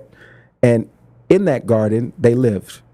And then they were kicked out of that garden, right? They had children outside of the garden, and they had children inside of the garden, right? When they were kicked out of the garden, you know, Cain and Abel, you know, one of the first pairs of children that they had, right? But the children that were left in the garden stayed in the garden. The garden is in the cradle of civilization. Do you guys know where the cradle of civilization is? It's in Africa. Google it. Do your due diligence. But the cradle of civilization is in Africa. The oldest found female remains that they have to date was found in the cradle of civilization, right? Every one of us genetically tied back to her. Wow. So the concept of we all black is, it doesn't give enough respect to what it really is, right? Like we are one like we never even could consider. In that time, many other beings have come here and have also made it with us. That sounds crazy. That's when I go right? But like aliens? We are aliens. Okay. Just like we're drugs. We're drugs? We are drugs. Okay. Salvador Dali. Look them up. But yeah, every chemical in your body, right? Like, do you know what DMT is? Yeah. Okay, dimethyltryptamine, right? That's in the seat of your soul. Yeah. That's inside of your pineal gland. It's secreted in your pineal gland when you get REM sleep. Yeah. Only when you get REM sleep, right? And this is a chemical that if you held the amount that you secrete when you're in REM sleep, it would be illegal for you to have that amount, right? So yeah, you're drugs. We're drugs. We produce things. We have cannabinoids in us. We have an endocannabinoid system, right? That actually takes cannabinoids from things like cannabis, right? And allow our bodies to use it to regulate our hormones and everything, right? Know thyself. That's why we're supposed to know thyself, because literally we are what we eat and everything else. But I digress. I don't know where I was going outside of just saying Adam and Eve. the aliens. Well, so white people. That's They're what the aliens? I knew when it. you said aliens, I knew it. No wonder they look weird. I know. Well, they're not aliens. They have some of the same foundational elements that we have. They have melanin too. Not all of them. Yeah. Right. But not all black people have melanin. That's why there's albinos. Yeah. Right. And so the whole thing of the white recessive mutative gene, right? The blue eyes, red hair, blonde hair, those are recessive mutative traits, right? And ironically, when we're talking about the seat of the soul, those who have that recessive mutative gene actually have a higher calcified pineal gland. The pineal gland naturally is more calcified than indigenous peoples. And we domesticated indigenous people actually have a higher calcification of our pineal gland as well, opposed to indigenous people who are not around this energy, And you could think of a calcified pineal gland as glaucoma for your third eye. Okay. Right? And why is that important? Well, when you're in REM sleep, you connect to the source and you recharge. If that's blocked, you're not dreaming. You're not having dreams. Mm-hmm. You're not dreaming like you should dream. And that can impact you in many different ways, right? Your circadian rhythms and all of that. Yeah. But if you don't connect, it's very easy to disconnect from other people. It's very easy for you to be a Karen. Oh, Karen. Super easy, right? Because you literally think these people are the enemy. They're different than you. But what did indigenous people do to Columbus when he came? Welcome them. Come. One of us. Yeah. Mm-hmm. You know what I mean? And naturally, that's how our people have always been. Yeah. Until we've been ran over and conquered, and then we become violent and defensive. Yeah. Mm-hmm. You know what I mean? And so I don't see, when I speak black and brown, what I really mean are those who identify that they're black and brown. And there's some white people who know that, yeah, I'm black. I'm not black because I'm not black. Yeah. Right? You're not black. These terms that we create is because race was invented. There you go.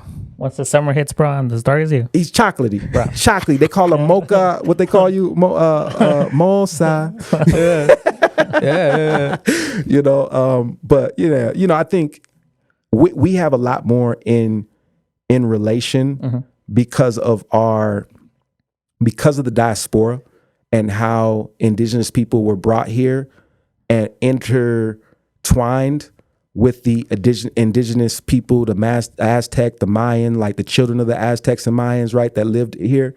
There was Moors here as well. So there were indigenous tribes of melanated people, highly melanated people here too. We were all thrown in on the Trail of Tears together.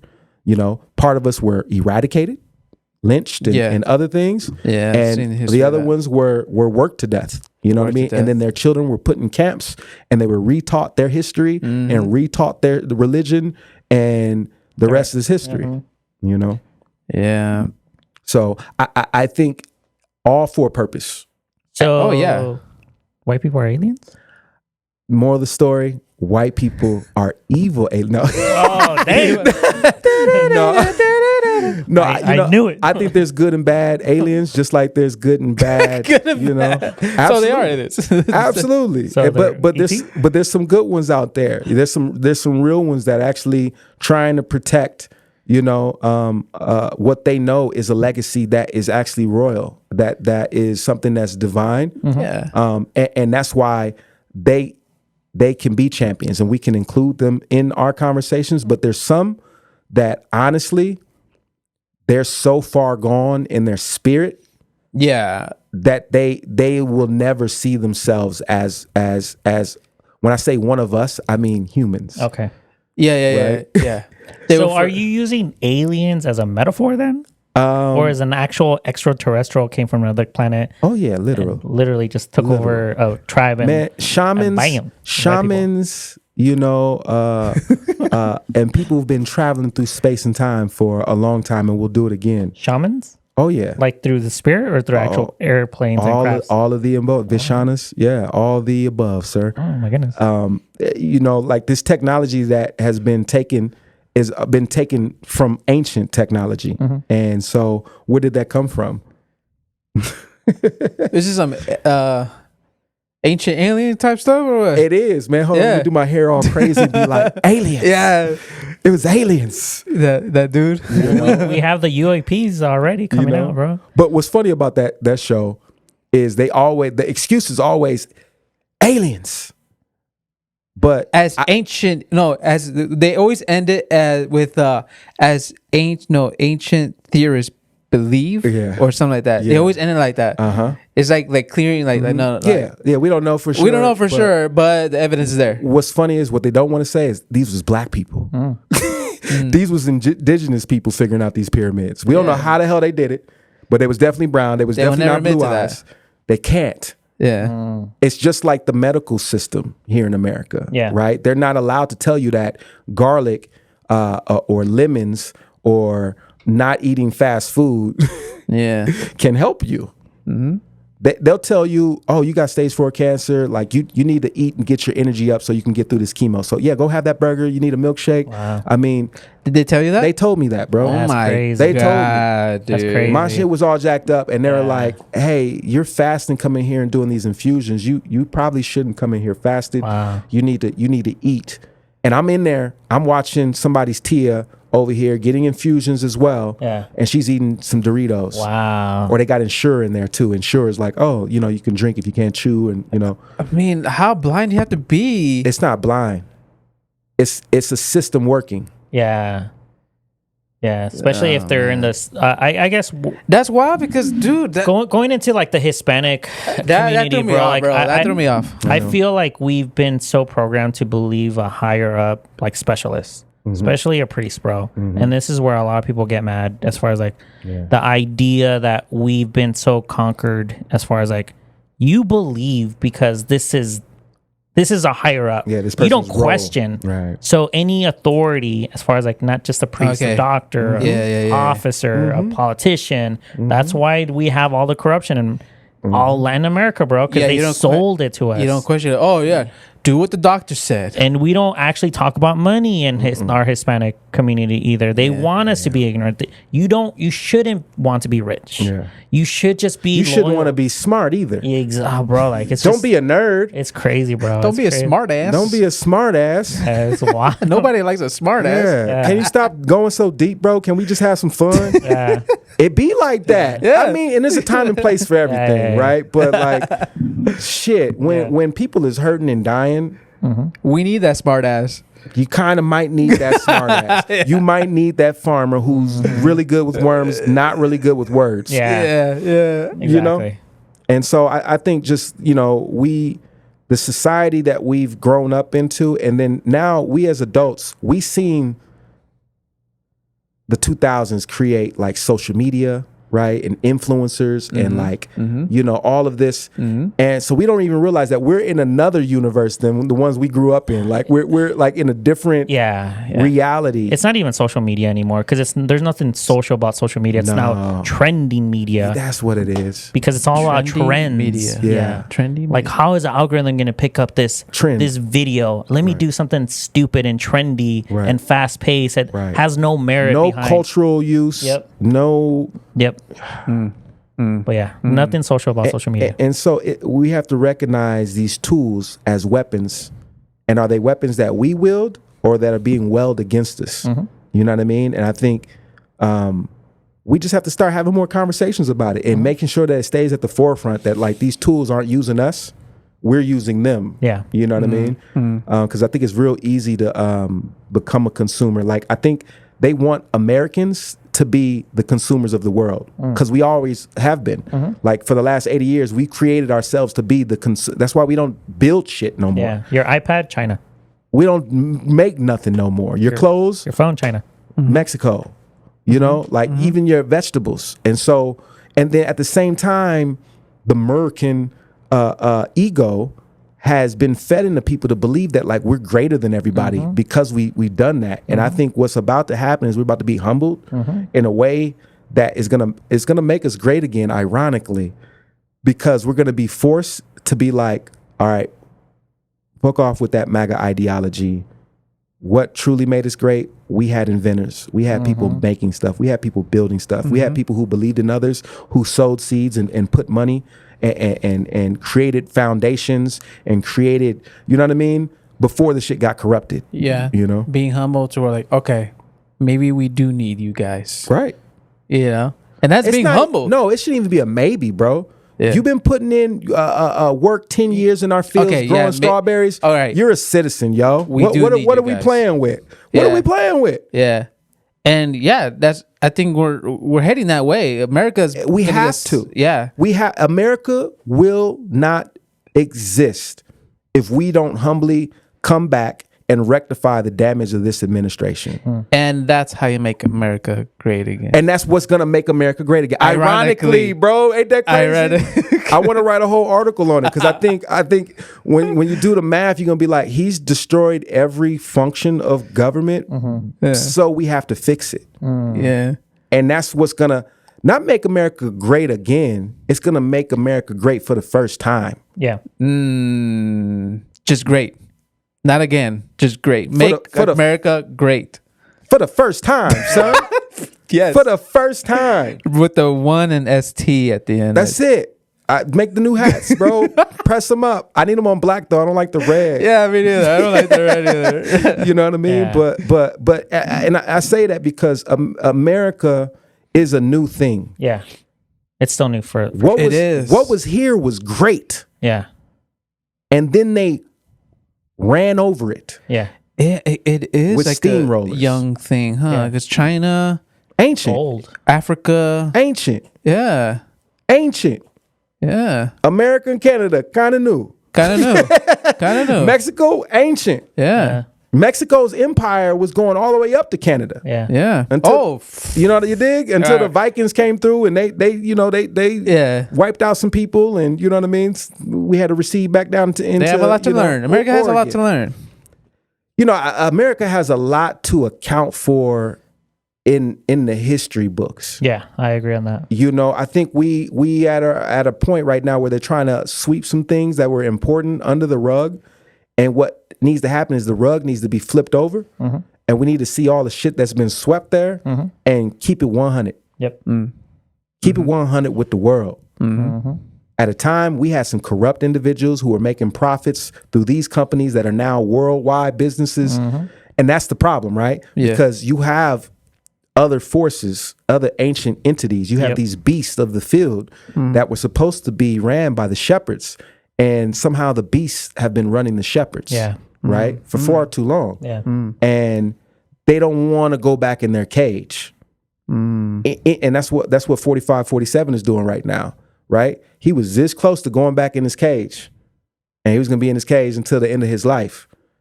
And he did everything with Elon and with the others to ensure that that didn't happen, so that the whole truth couldn't come out.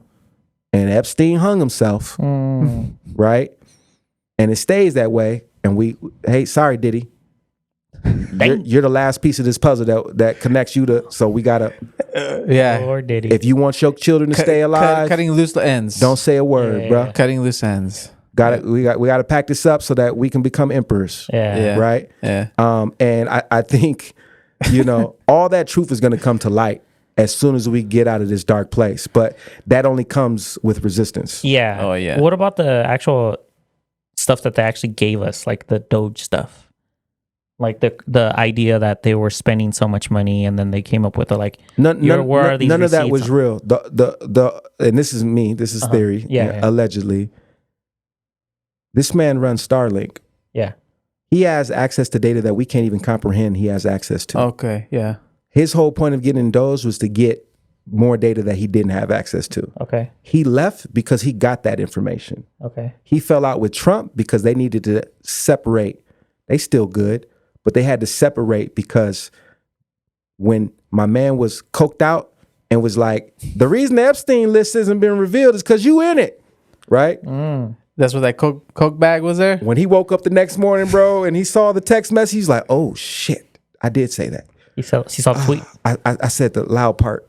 I said that loud. I said the quiet part I said the quiet part loud. I wasn't supposed to. My bad. Let me pull it back. I'm sorry. I don't want to unsheathe all of this yet. You know what I mean? Because they are running a playbook, to do a lot of things this year. And they've got to do it this year before America catches up and realize that Elon definitely did steal the election, not the way that people think he did, right? He did it by influencing media, using his platform, Facebook, Instagram, who was owned by the other people who were there at Inauguration Day, right? Oh, the big tech guys. Oh yeah, that's how that was.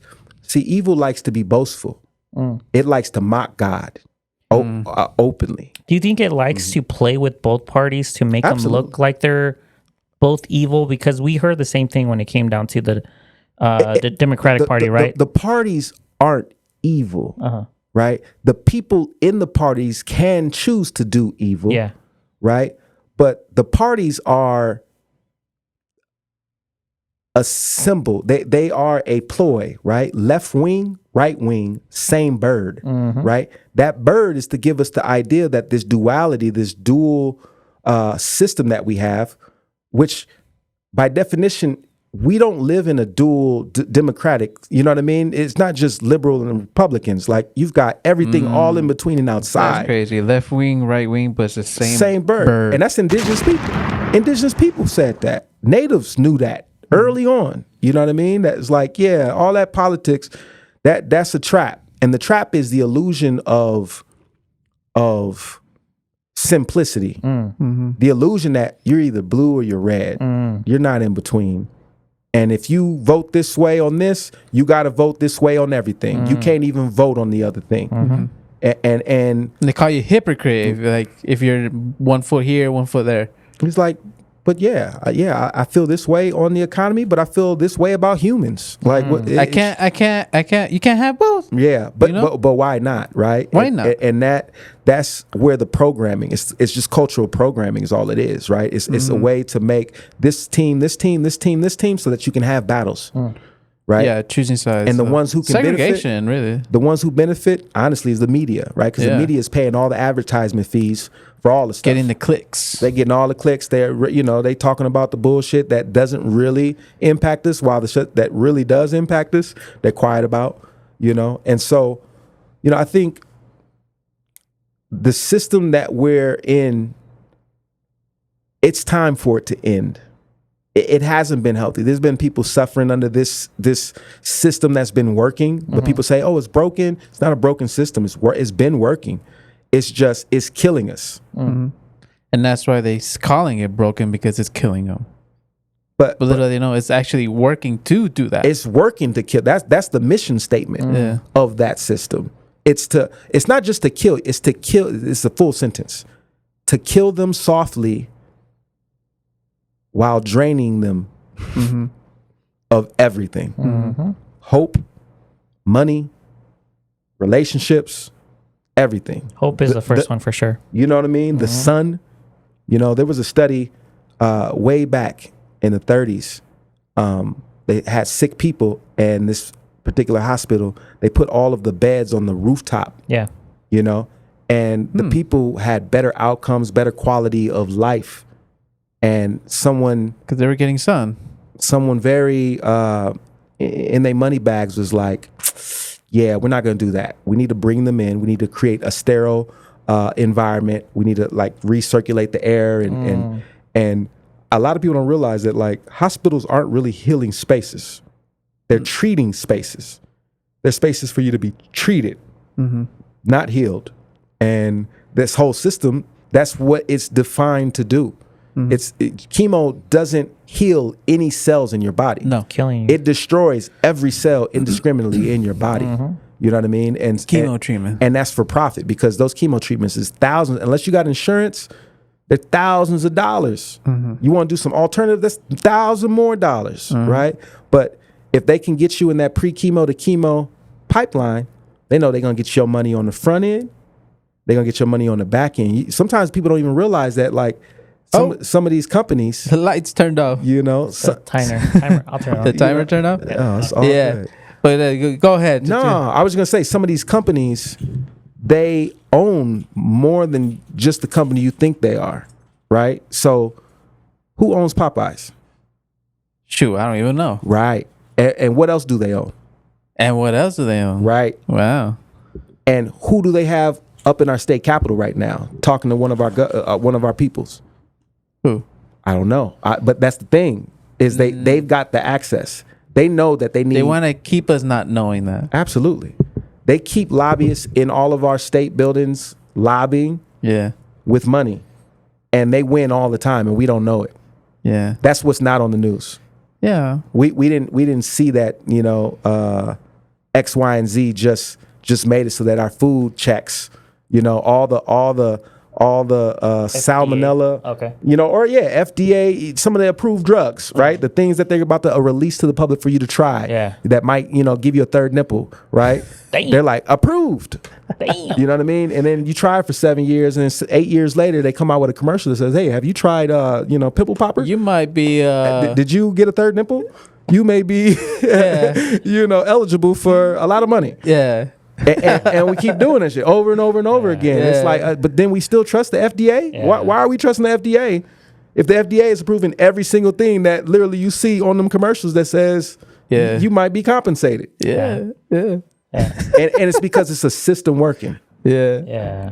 And it drains money on the front end through the back end. So, you know, Man. we have to do better, but we got to know. And most people don't know. Most people don't want to seek. It's harder now. Going back to the same thing that I said, it's just the conveniences that were given to us. You know, like back in Rome, you know, you had the gladiators to entertain the crowd, you know, by not actually questioning why we're going to war. Right. Now we have Netflix, you know, in replacement, or YouTube, or Instagram, or TikTok. And what do you see on there? You see girls shaking their butt. You see whatever you want to see. That's the crazy part. And I'm like, bro, they know I'm a guy. That's it. I'm going to click on it. That's it.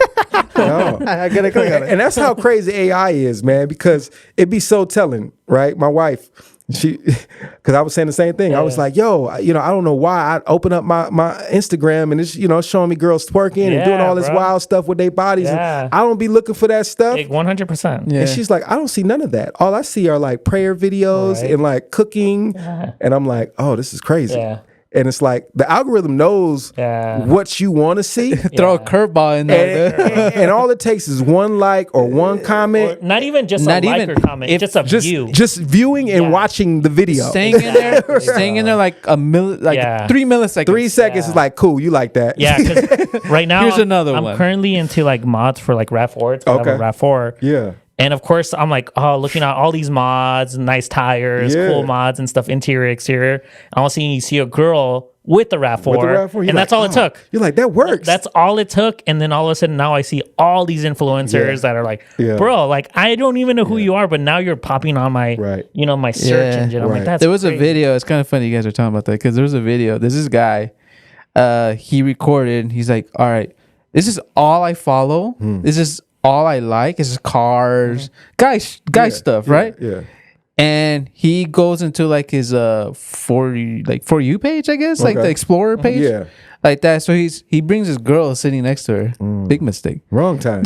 Wrong time to do that. And then he goes scrolling like, let's test this. Because he for all purposes could be completely innocent. Yeah. He's completely guy. innocent, Yeah. and he tested that. Yeah. And he tested. He goes, all right, I'm gonna scroll.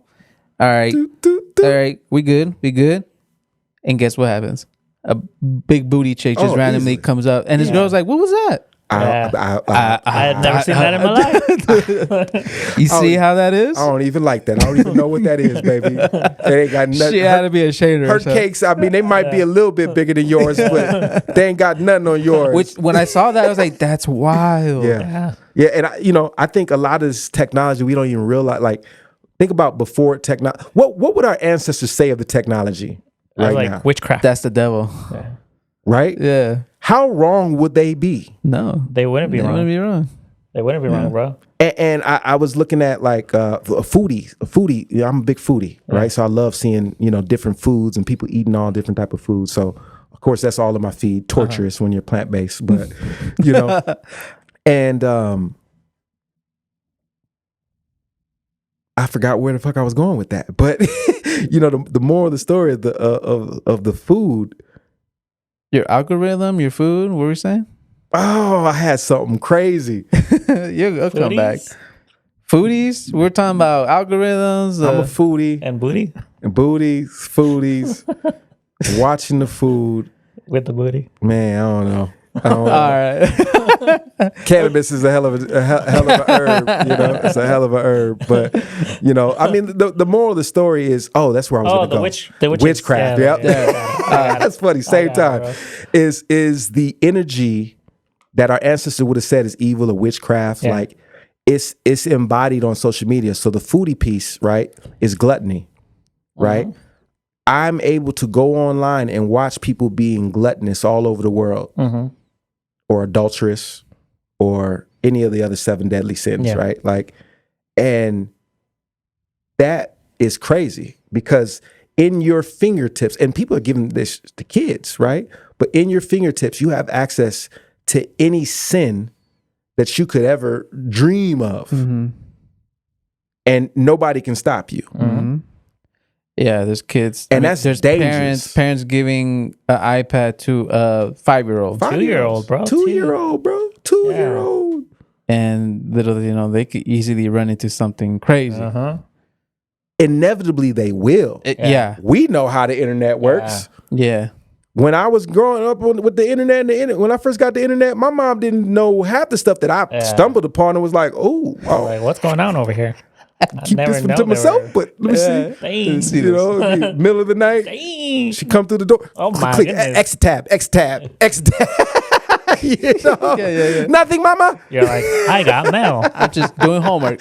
Just doing homework. Hey, email. Yeah. And it's like our kids are in the future of that now. Yeah. And much smarter. Yeah. Way smarter. Than the age we were on that. We were dummies. We're playing Pong and shit. Like, these kids is playing Fortnite and like figuring out how to crack the code. So it's like, we got to be wary of the new tools of the beast that's being used against us, including the food, including the TV, including the news, and we got to get outside and connect with people more. You know what I mean? It's real easy to get trapped behind these virtual spaces. So I love that y'all had this space, open up this space for me to, come through and just chop it up, man. It's, we got to do it more. We got to talk about this community, continue building up this community. Of course. You know what I mean? Shade of brown.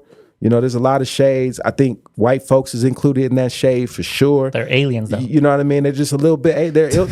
Are they illegal aliens? Now I know. Are they illegal aliens? I don't know if they're crazy. illegal. This whole time I thought it was an alien. They might not be illegal aliens, but they show enough aliens, right? It takes an alien to call another. No wonder they're pale. As long as they down for the cause, for mi raza, it's like, for la raza. So, I think it's just, the future of things to come, man, is beautiful. As long as we sow the seeds and we till the garden, we do the work, we get outside, we connect with the community, I think we're going to be all right.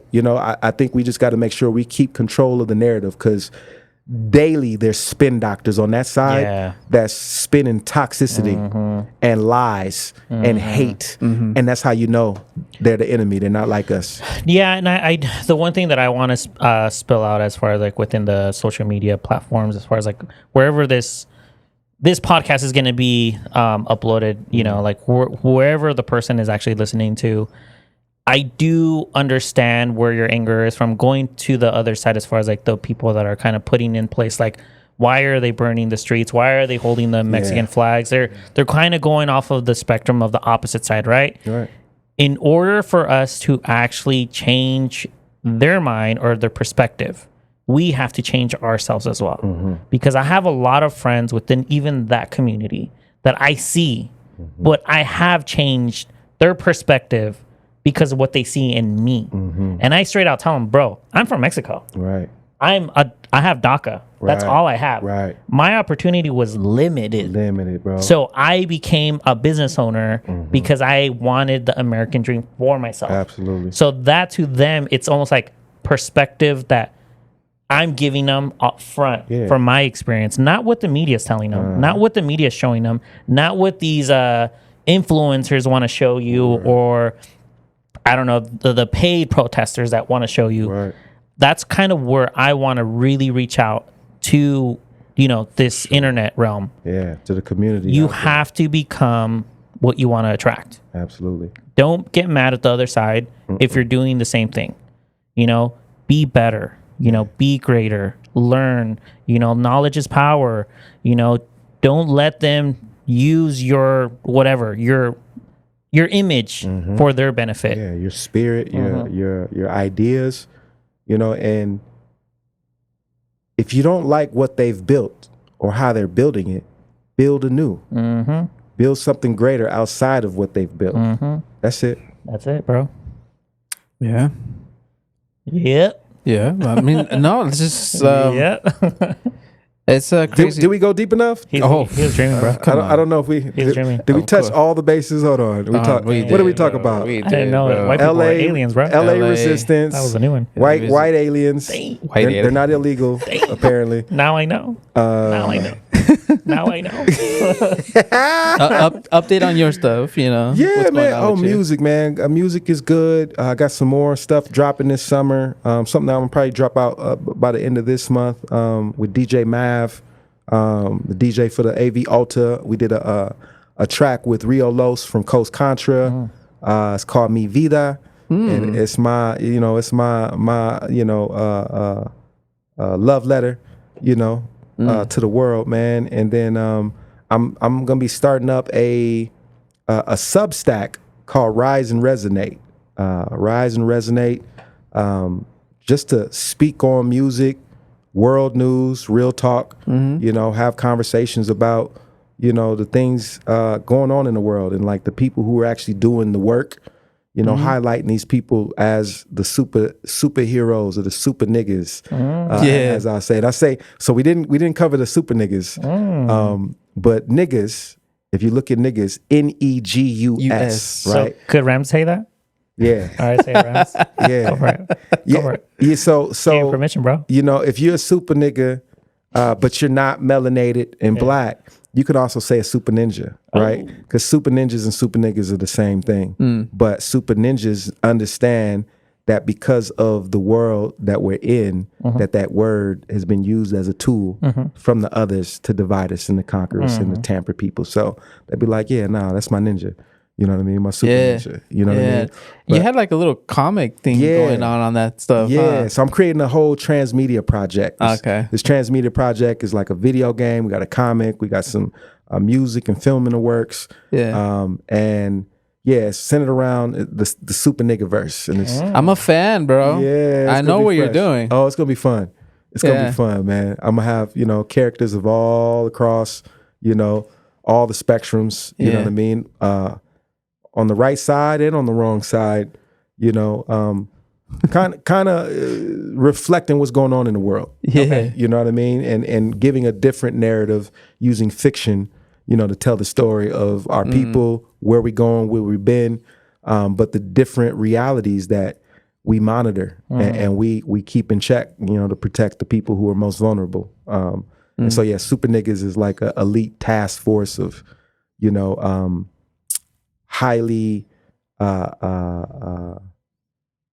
highly powerful spirits, I'll say. I don't want to say superheroes, but they can definitely fall into that category of a superhero. In that, I mean, some of these might be like, you might have a super nigga who's a postman, or a super nigga who is a crossing guard, and you just see one incredible act that he does that impacts the whole world. Nobody would have known that, this super nigga allowed Malcolm X to grow up and become who he was. Yep. You know, and become a super nigga of his If it own. wasn't for him, Right. the man wouldn't be what he was. That's it. You know what I mean? And just to show the impact of like communities and why every person plays a role in the development of every in your kid. path. Yeah. You know, Yeah. your direction. Absolutely. So we just gonna make it fun and do some movies and do some cool stuff with That's it. tight. Nice. So yeah, Nice. the Super Nigga verse, and then Hilmo is my whole stage 4 journey. That's another thing that's gonna be covered on Rise and Resonate, where my philosophy of Hilmo, which is the opposite of chemo, is you got to Hilmo faster than the chemo kills, and you got to Hilmo faster than the cancer spreads. The whole point is you want to heal your body faster than all those things. Yeah. And if you're consuming the right things, then you can Hilmo. You know, if you're undergoing chemo though, and then you're consuming pre-chemo, you're not gonna Hilmo. You're gonna heal no more. No more. No more. And that's all she wrote. You know what I mean? So make sure you Hilmo, yo. Yeah. There you go. All right then. Yeah. Thank you. Yeah. Thank you for coming through again, No, man. this was fun. Thank bro. you. This is good. We gotta do this more often. Yeah, Yeah, man. yes, it's a sir, good bro. conversation. Yeah. Hopefully it don't change much like last time. Yeah, that was drastic. Let's just make it a mission not to go And that rap. the next year and not reconnect. We got to reconnect in 6 months just so. Yeah. Yeah. You know what I mean? Yeah. Yes, sir. Yes, sir. Shit don't go too left. So if you reach this far, like and subscribe. Shader Brown Pod on the social medias and on YouTube. Same name, everything. Yes, sir. And in the listening platforms, Apple Podcasts and Spotify. Yeah. And shout out to the sponsors: Magicmind, SeatGeek, W Energy, store on Amazon, Let's go. and over here powered by Inview Media. Let's go. Irvin over there, the owner of the building. Let's go. And am I missing something else? I always feel like I'm missing something else. I don't think so. Oh, it's me, the Mr D.O.Z. You can find me everywhere. There you go. THEE, because I'm the only Mr D.O.Z. I will put all his Instagram information in the description. Yeah. If you like his stuff, you're a fan of him, what he's doing, what he represents, what he works for. Bless, brother. Yeah. Yeah. Give my man a follow. Do it. You Good won't man regret right it. here. You won't regret it. Yeah, man. Looking forward, man. Shout out, y'all, Yeah. for tuning in, man. Yes. With Shader Brown Podcast. Yes, sir. Where the only shades is brown. Oh my goodness. No aliens here, bro. None. All right, then. Well, thank you for listening and thank you for watching. We'll see you guys in the next one. Shoo!